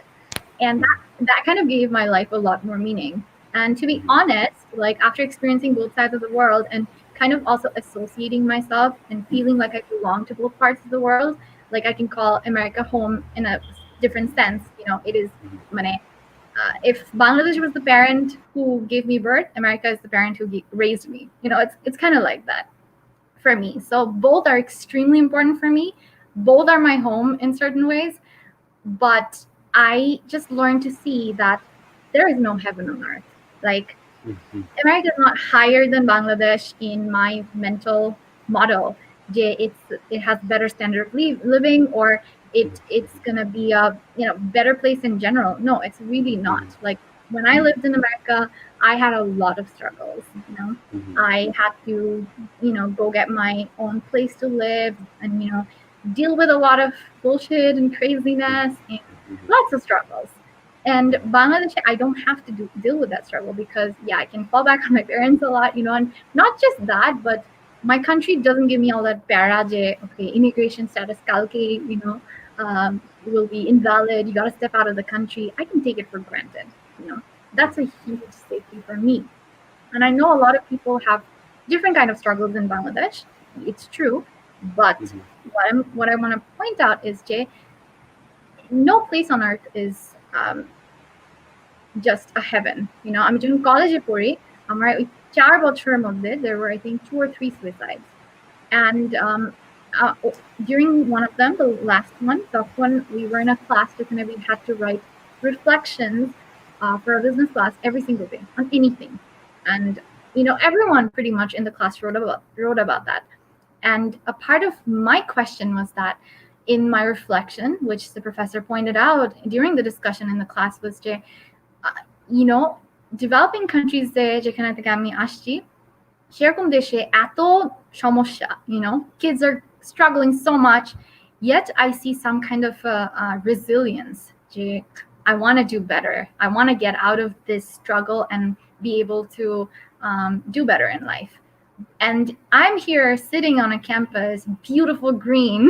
You can see the open sky, not have pollution, lots of resources, classes, wonderful professors who are so supportive, alumni networks, everything you could possibly ask for, but something is not working, and this person killed herself in the car at night, and just was there and was found in the morning, like jara kind of cleaning korche অথবা রাস্তা দিয়ে হেঁটে যাচ্ছেন, they saw her and figured okay, she's not there anymore. And it was hard for me to accept because I came from a country where so many people are deprived, and I was like, why would someone have to kill themselves in a place like this? This is supposed to be like the heaven on earth, but it's not. Because, and then eventually in my life I figured, Jay, those are not the things that answer your questions. Those are not the things that make your life better. It is probably the quality of your relationships that determines the quality of your life, as put by one of my favorite psychologists, actually. So maybe she didn't have the best relationships. And some of the problems in America or other parts of the world is that we've become such an individualistic society, which is good in certain ways, but it has also taken away our right to create a village of community, যেখানে we have all kinds of support systems. It's very common nowadays for psychologists to say that you need, like back in the day, there was a village to raise a child, but nowadays it is only 1 or 2 parents and just a school system. That is it.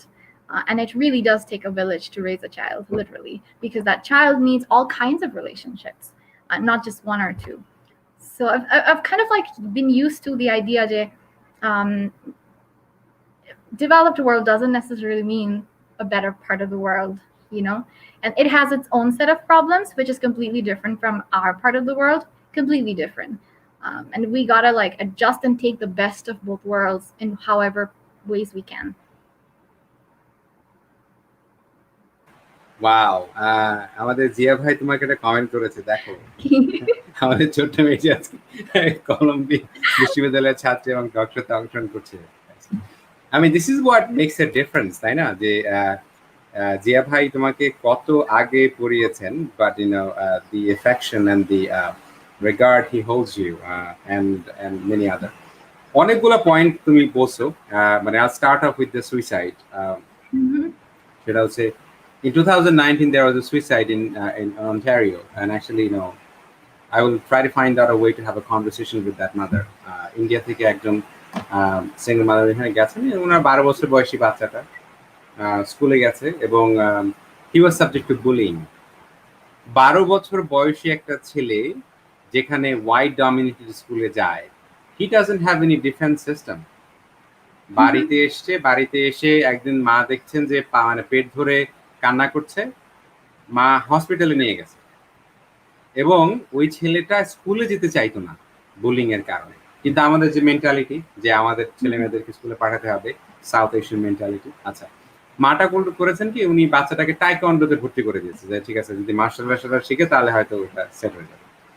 তারপরে হচ্ছে তারপরে ওই ছেলেটাকে blame করেছে যে ওর অন্যান্য ক্লাসমেটরা যে gaming console চুরি করেছে।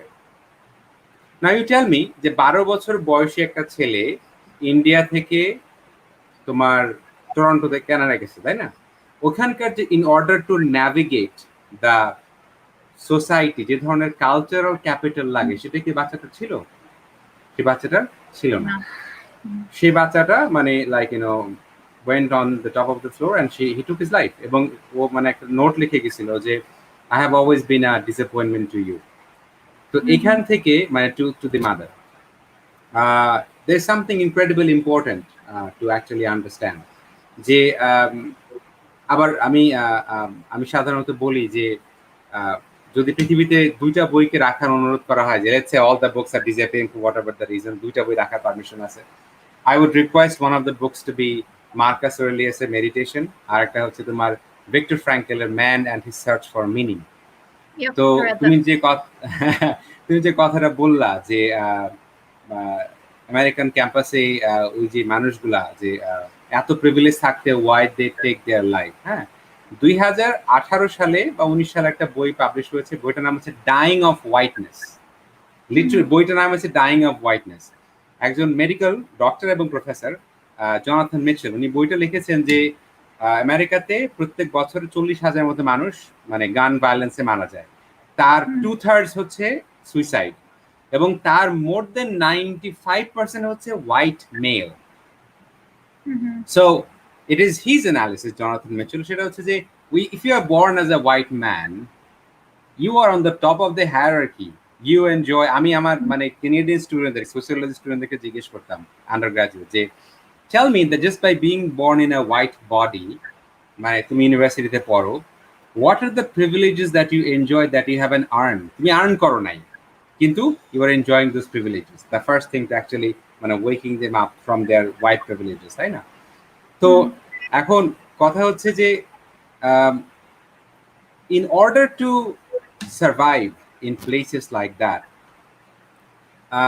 we need to take into consideration যে what is at stake, এবং বাংলাদেশকে এই মনোলিথিকলি না দেখে, একটানে না দেখে, ঠিক আছে, যেমন আগামী 3 বছরে কানাডাতে অনেক মানুষ ইমিগ্রেশন দেবে, মোর দেন মানে 10 লাখ মানুষ ইমিগ্রেশন দেবে, এবং আমি পার্সোনালি অনেক ছেলে মেয়েদেরকে ইন্সপায়ার করি। আমি নিজে যেহেতু আমি ওখানে স্কলারশিপে লেখাপড়া করেছি, আমি নিজে ইমিগ্রেশন কমপ্লিট করেছি, I try to mentor a lot of young people যারা ন্যাশনাল ইউনিভার্সিটি পড়ে, যে এটা করলে ইমিগ্রেশন হবে। কিন্তু আমি বাংলাদেশিদেরকে একটা কথা বলি যে do not go to a country like America or Canada if you cannot live there a dignified life. একটা ডিগনিফাইড লাইফ লিড করতে না পারলে, কারণ আমাদের আন্ডারস্ট্যান্ডিং অফ তোমার প্রিভিলেজ বা understanding of America, understanding of Canada, এটা হচ্ছে হলিউডের রোমান্টিক মুভি থেকে, মানে রোমান্টিক কমেডি মুভি আছে না, ওইটা থেকে। তুমি যে একটু এই কথাটা বললা, সেটা হচ্ছে আমেরিকা যখন লেখাপড়া করতেছিলে, the kind of struggles that you had to, and this is actually gonna be the follow-up question, যে আমি what I try to do in conversation like this, I try to puncture the myth that America, Canada is not a land of milk and honey. Please do not buy into that. Do not buy into that. কারণ এমন অনেক অনেক মানুষ জীবনের ঝুঁকি নেয়, border cross করে, undocumented alien হওয়ার জন্য প্রস্তুত হয়ে থাকে, হ্যাঁ, এবং মানে they don't know the kind of violence people are victim মানে সাবজেক্ট টু। আমি আমার এক বন্ধুকে বলতেছিলাম যে 2018-19 সালে 17টা বাচ্চা কুকুরের মানে খাঁচায় মানে ডগ কেনেলে মারা গেছে যারা ওই বর্ডারে। সেখানে ভাই তুমি কে, তোমার প্রতি কেন? Border is a brutal place, border is a brutal place. তো আমার তো ইমিগ্রেশনের স্ট্যাটাস আছে, আমি তো আমেরিকায় যাইতে পারি, কানাডা যাইতে পারি, আমার ভিসার প্রয়োজন হয় না, কিন্তু আমার মানে দোজ আইজ হন্ট মি। আমি যখনই কানাডা থেকে আমেরিকা যাই, দেখি যে মানুষগুলো দাঁড়ায় আছে, স্পেশালি সেন্ট্রাল আমেরিকা থেকে তোমার সাউথ আমেরিকা ওই দিক থেকে যে মানুষগুলো আসে, বিশেষ করে যে সমস্ত মাদেরকে দেখবা কোলে বাচ্চা নিয়ে দাঁড়ায় আছে, it haunts me, it feels like.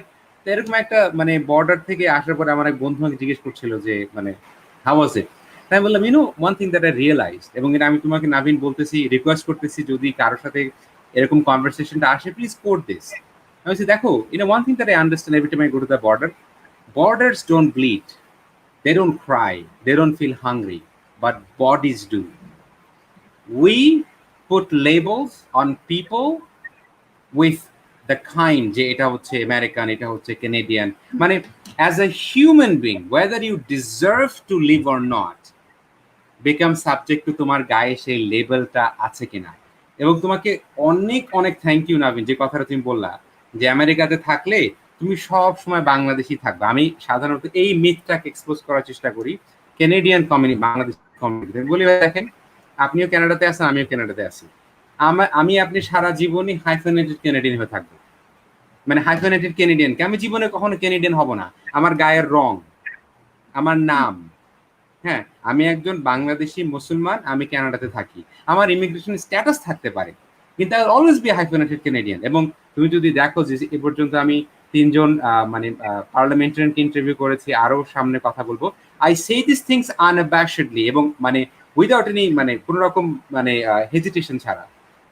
Recently একজন আর্টিস্ট খুব ভালো একটা কাজ করেছেন, যে মানে উনি প্রমিথিউসের লিড ভোকাল ছিলেন, আমাদের মুন্না ভাইয়ের বড় ভাই বিপ্লব ভাই।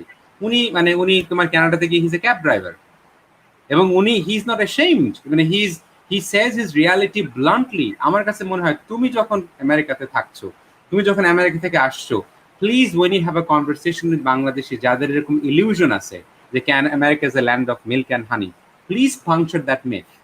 What America, what Canada, what the Western world have done, they have done a wonderful job in PR, public relations, portraying, projecting their country to the rest of the world to be, oh, this is the beacon of humanity and all of that.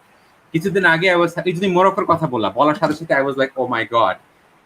I was having a conversation with a researcher. She has done her PhD on this. যে তোমার স্পেনে মুসলমানদের contribution for 800 years, Muslim contribution. তো উনি বলতেছিলেন যে ইউরোপিয়ানদেরকে গোসল করতে শিখিয়েছে মুসলমানরা, ইউরোপিয়ানদেরকে তোমার ওই সাবান ব্যবহার করতে শিখিয়েছে মুসলমানরা। প্রথম যে ফ্লাইটের যে ঘটনা, মানে ফ্লাইট, সেটা রাইট ব্রাদার্স না, ম্যাথ, এক্স্যাক্টলি। আজকে কম্পিউটার মানে অ্যালগোরিদম, মানে ইট ইজ কন্ট্রিবিউশন অফ, আমি কিন্তু এটা রিলিজিয়াস লেভেল পড়াচ্ছি না, not putting A religious level, হ্যাঁ। কিন্তু আজকে যখন একজন মুসলমান যখন আমেরিকায় যায়, তুমি যখন বর্ডার দিয়ে ঢুকবা আর তোমার নাম যখন শুরু হয় মানে মোহাম্মদ দিয়ে অথবা মানে আবদুল্লাহ দিয়ে, তখন you will be subject to it, you will subject to that level.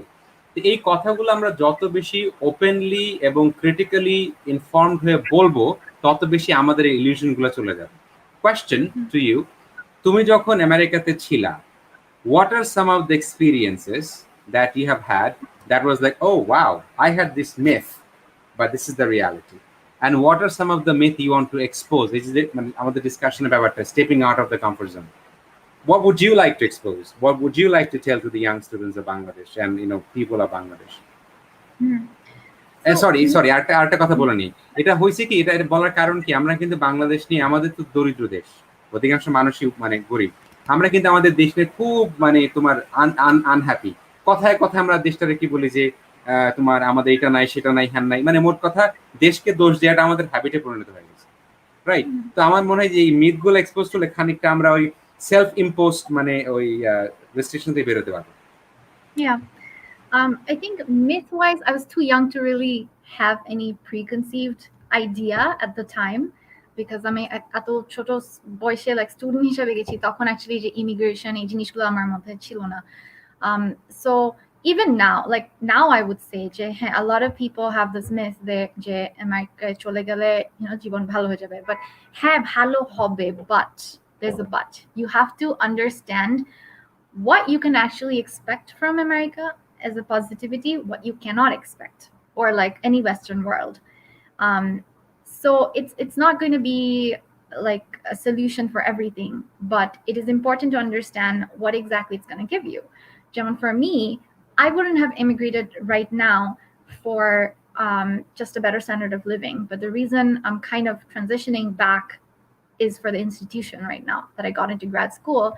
And it was actually very difficult for me to think, Jay, oh my God, I'm going through this shift again, because a part of me was very, very, very, very, I cannot even emphasize, well adjusted, readjusted back to Bangladesh, with all the work experience I've had here and the people in general, my social life, my parents, and all of that. So this was actually the pinnacle of my Bangladesh experience. And this has not come without like a price or a cost, you know. It has been a struggle. And my realization about Bangladesh, the myth, let's talk about the myth on this side first, was that um, when I was younger, the myth in my mind was, Jay, as a female, I'll never be able to enjoy my liberties here. You know, obviously, as a younger person, I was not allowed to go places or always inform my parents where I'm going, etc., which was definitely due to safety. But at the same time, I felt restricted, you know.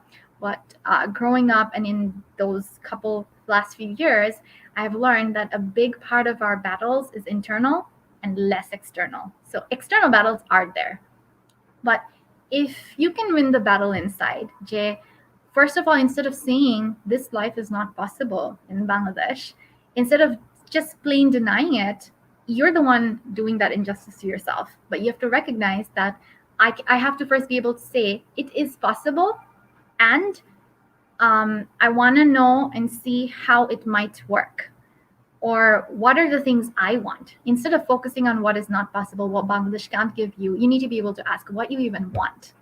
So ওই desire to express মানে নিজের মধ্যে only. This is not even going to the exterior. Internally, if you can vocalize and verbalize each of those things, have clarity, what do you want from your life? What are the kind of social relations you want? What kind of relationships you want with your family? Or what do you want to do on an everyday basis? What lifestyle you want? So when you want to achieve your dream, it's not about like the destination, but it's about what everyday life do you want? What do you want to see yourself doing when you wake up from every morning you wake up? So ওই battles gula, once I was able to fight and kind of go through, then I faced the external that, oh, I want this and I know this and I want this in Bangladesh. And then you start having those conversations with your institutions, with all institutions that govern your life. One is family, second is schooling or workplace, you know. And I took little steps here and there to kind of demand it first. If you are to be refused, then that's a different step, but you have to be able to ask for it. So with my family, I've had certain conversations, Jay, if I were to live here from now on, this is how I want to design my life. And these are negotiations, obviously, with parents or other family members, you know, and it's important. And I figured, and the myth that got exposed is, Jay, it is possible as long as you know how to ask and how to like practically, you know, be able to adjust it, you know, how to negotiate practically rather than just either thinking that it's not possible or putting the blame on the other party. Like that's not okay. And ওই জিনিসটা made me realize that the kind of life I want is possible in Bangladesh as well. And secondly, with the more developed world that we look towards, it's important to see it in a practical light. First of all, I have seen a lot of Americans struggling. আমি যখন ওখানে 6 মাসের জন্য only State Farm Insurance কাজ করতাম, I was blown away by how many people walked into my office not being able to pay a $20 insurance bill like on a monthly basis. And there was this guy I remember who came and like almost wanted to cry, and like I don't know what his life situation was, but we always knew that this guy is unable to pay his rent, you know, and then rent, not insurance premium. And then like there were other people who struggled a lot. There were long, full-on financial discussions with my supervisor and the party, and I would sit in those and try to understand like how we kind of propose solutions. And these were like evaluation meetings of all the insurances they have, the different kinds of insurances, and how they can make it better and, you know, protect their properties and whatnot.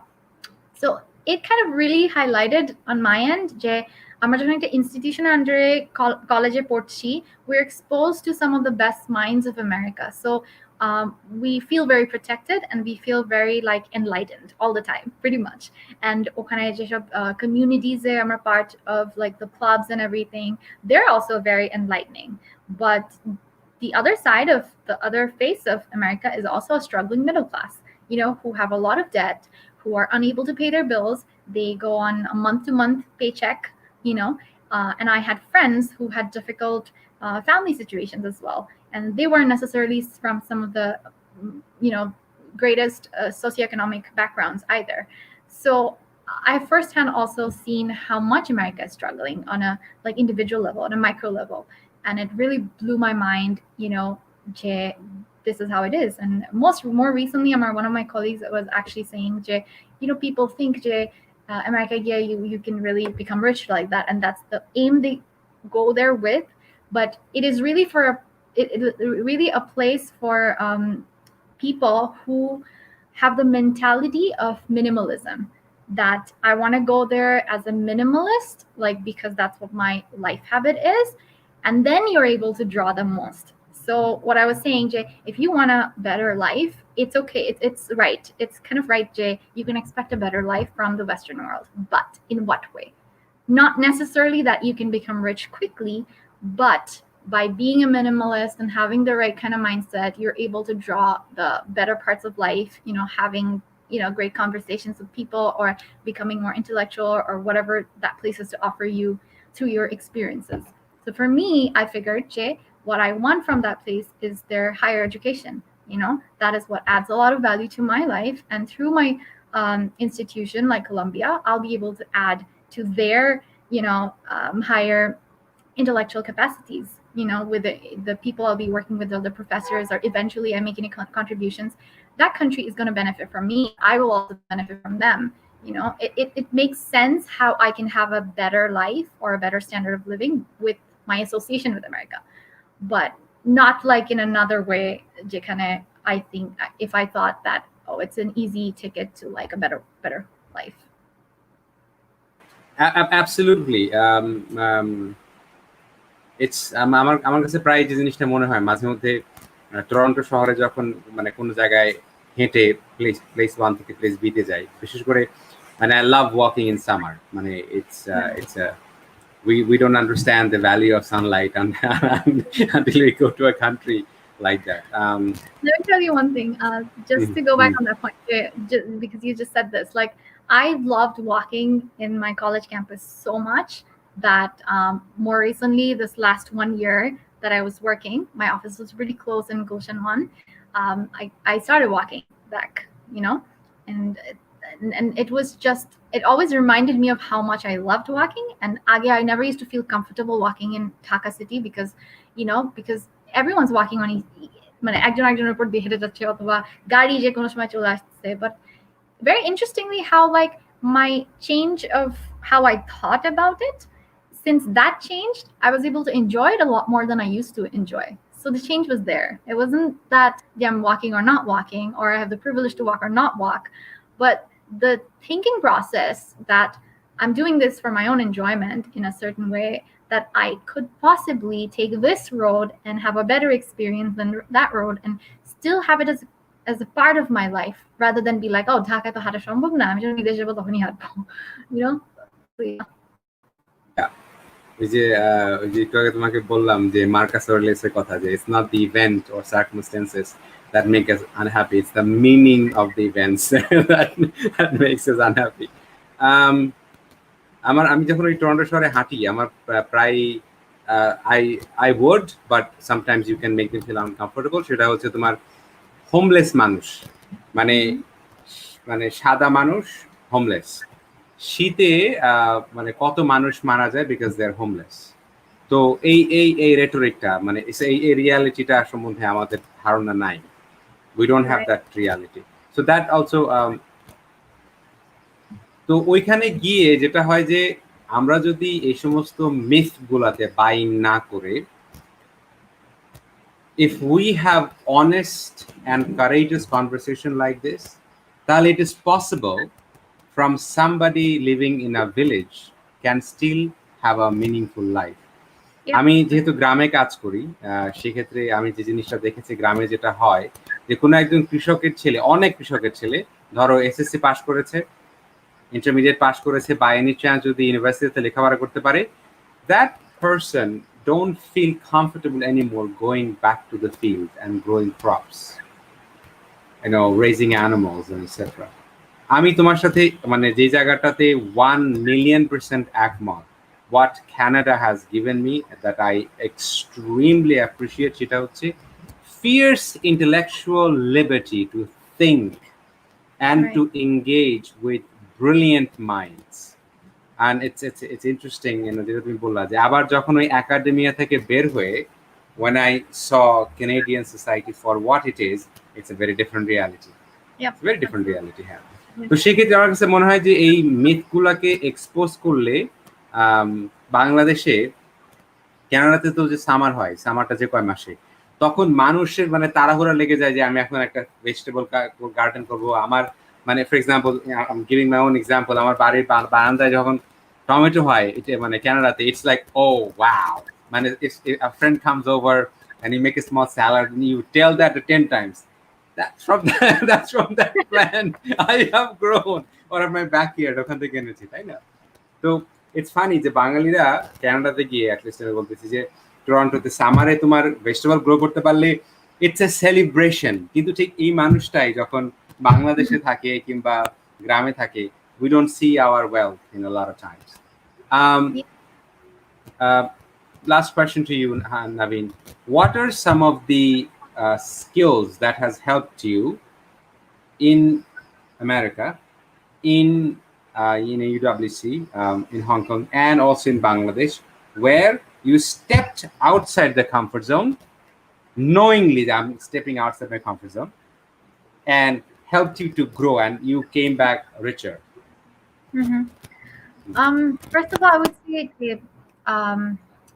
Bangladeshi থাকতে তখন তো অনেক ছোট ছিলাম, right? So some of the skills that I prominently remember that has helped me is, other than being a good student and all of that stuff, is I think I still had a little bit of sense of like pursuing something that was out of the definition. And I remember this because class 10 I'm the ECA class, we were asked to do a project or something, and what I decided to was we'll make a short documentary film model, and it was very impromptu. It was just a thought, and I think one of the reasons I thought of it is because I had a picture in my mind, like a visualization suddenly, randomly. We're gonna explain refraction of light or something in a very funny way, and that person is going to wear a wig and look like, the show run korto na Sony TV te, like Jessie Koine, like something like that. And I had a friend who looked like her, and she was beautiful, and I thought it would be wonderful if she wore a wig and a glass like that and tried to explain refraction in a funny way, in a comedy way. And it was a completely out of the blue thought, and I pursued that in a way that kind of we set up filming cameras and everything, and we designed exactly কোনটার পর কি হবে, and then somehow তখন তো আমরা অনেক ছোট, right? আমরা editing কিছু যাই না, তো আমার মামার একটা ফ্রেন্ডের একটা স্টুডিও ছিল or something, যেখানে we went to like get those clips together, like put them together, যেগুলো আমরা shots এগুলো আমরা একসাথে করবো. And we made this possible, and it was a really interesting experience that no one asked me to do it, and I was just excited by myself. And that's just like one of the experiences right before I went to UWC, and I may have written my essay like in the entrance exam about this experience, which I'm sure was a good qualifier question in general. And I never thought of it actively until this point, actually, that what are some of the skills I had at that point in time. But being able to be open to certain things, something that school hasn't asked me to documentary film banab or something, but pursuing it because I'm interested in, is something that would be very helpful for students currently who are looking to go abroad. And during my time abroad, most of the things I actually learned on the go, because like I was saying, when I went there, immediately I kind of had a system shock rather than a culture shock. System shock is like, oh wow, এইভাবে আমাকে এখন assessment করা হবে, or grading and participation is different, people are different, and I didn't even know how to start conversation at that point. But a lot of these things I have learned on the go. So when you're there, ultimately having that open-mindedness that you will learn from people and people will learn from you, having that attitude of being able to give as well. And because the more you give, you will somehow find abundance in return. You know, that's how it has been in my experience. And definitely learning from people, learning from your relationships with people, friends and mentors, and all kinds of people. And you'll eventually find a family as a community in your foreign land. It's not always just going to be your family back home, but you're always, every country you go to, like, you're always going to have a family of yourself, like, there with those people. And the extent of it is always going to depend on you, that how much you're willing to invest in the people there.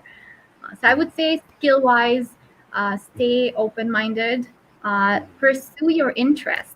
Don't just cultivate things in your CV that I need to learn Python or this and that. It's we approach that is not going to work. But if you're genuinely interested, then you will end up learning it, and then that will help you. So it's not a matter of whether you learn this and that, but how you learn it. So I would advise people to pursue their genuine interests, because when you pursue those things, you learn effortlessly, and it doesn't feel like hard work, and you're able to learn those things much faster. Yeah. আর তোমাদের এই প্রজেক্টে রাফা ছিল voice নারেটর। Oh my god, that's so great. Yeah. Hi, Rafa. Yes, I remember you were like a very important part of the project as well. Yeah, voice narrator. Any advice you would give to younger Naveen? That's a tough one. Yeah, definitely. A very important one, though. Very important one too.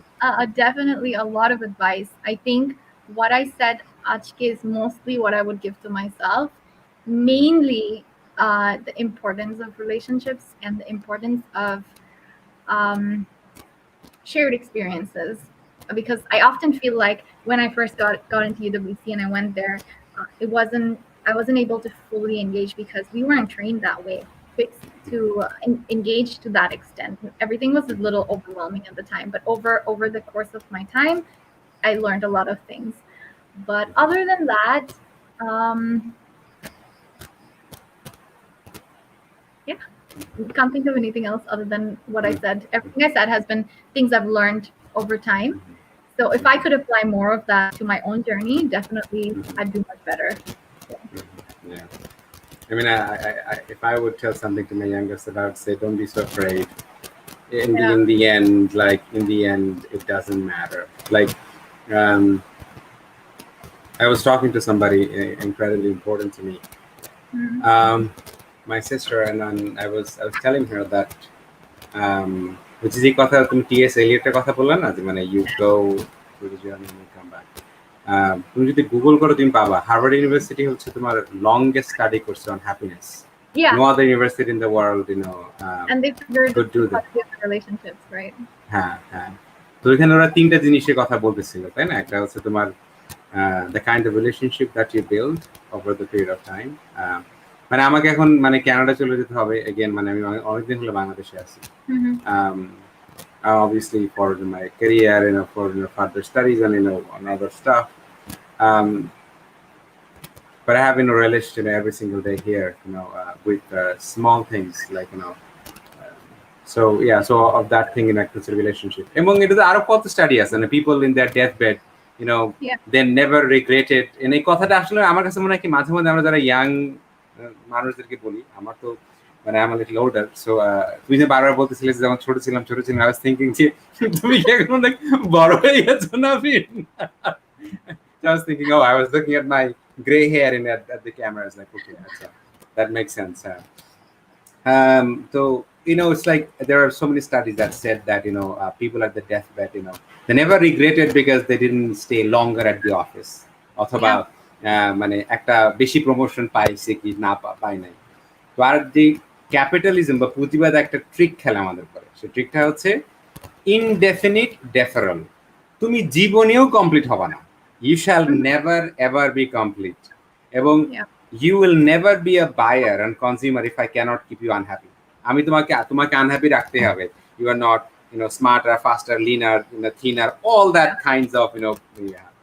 So I think আমাদের কালচারে, আমাদের সোসাইটিতে being young is overrated. I mean, not because I am old. I am glad I'm old. I wouldn't want to go back to my, mid-20s. Hell no, not at all. So yeah. যাই হোক নাভিন, তোমার সাথে কথা বলে was an incredibly, useful, pleasure, and particularly a lot of these conversations, they stay in the, World School of Bangladesh's site forever, for a lot of people to have an understanding, from this conversation. তোমার সাথে ফিউচারে আবারও কথা হবে, আবার কলম্বিয়াতে যাচ্ছ, সেখানে গিয়ে আবার মানে we will hear what does it mean to be a royal institution, and what happens to the Ivy Leagues. We will learn from you from there as well. And audiences, thank you very much for being with us. Thank you so much for having me. ভালো থেকো, অনেকক্ষণ কথা বললাম। Take care. Take care. Bye.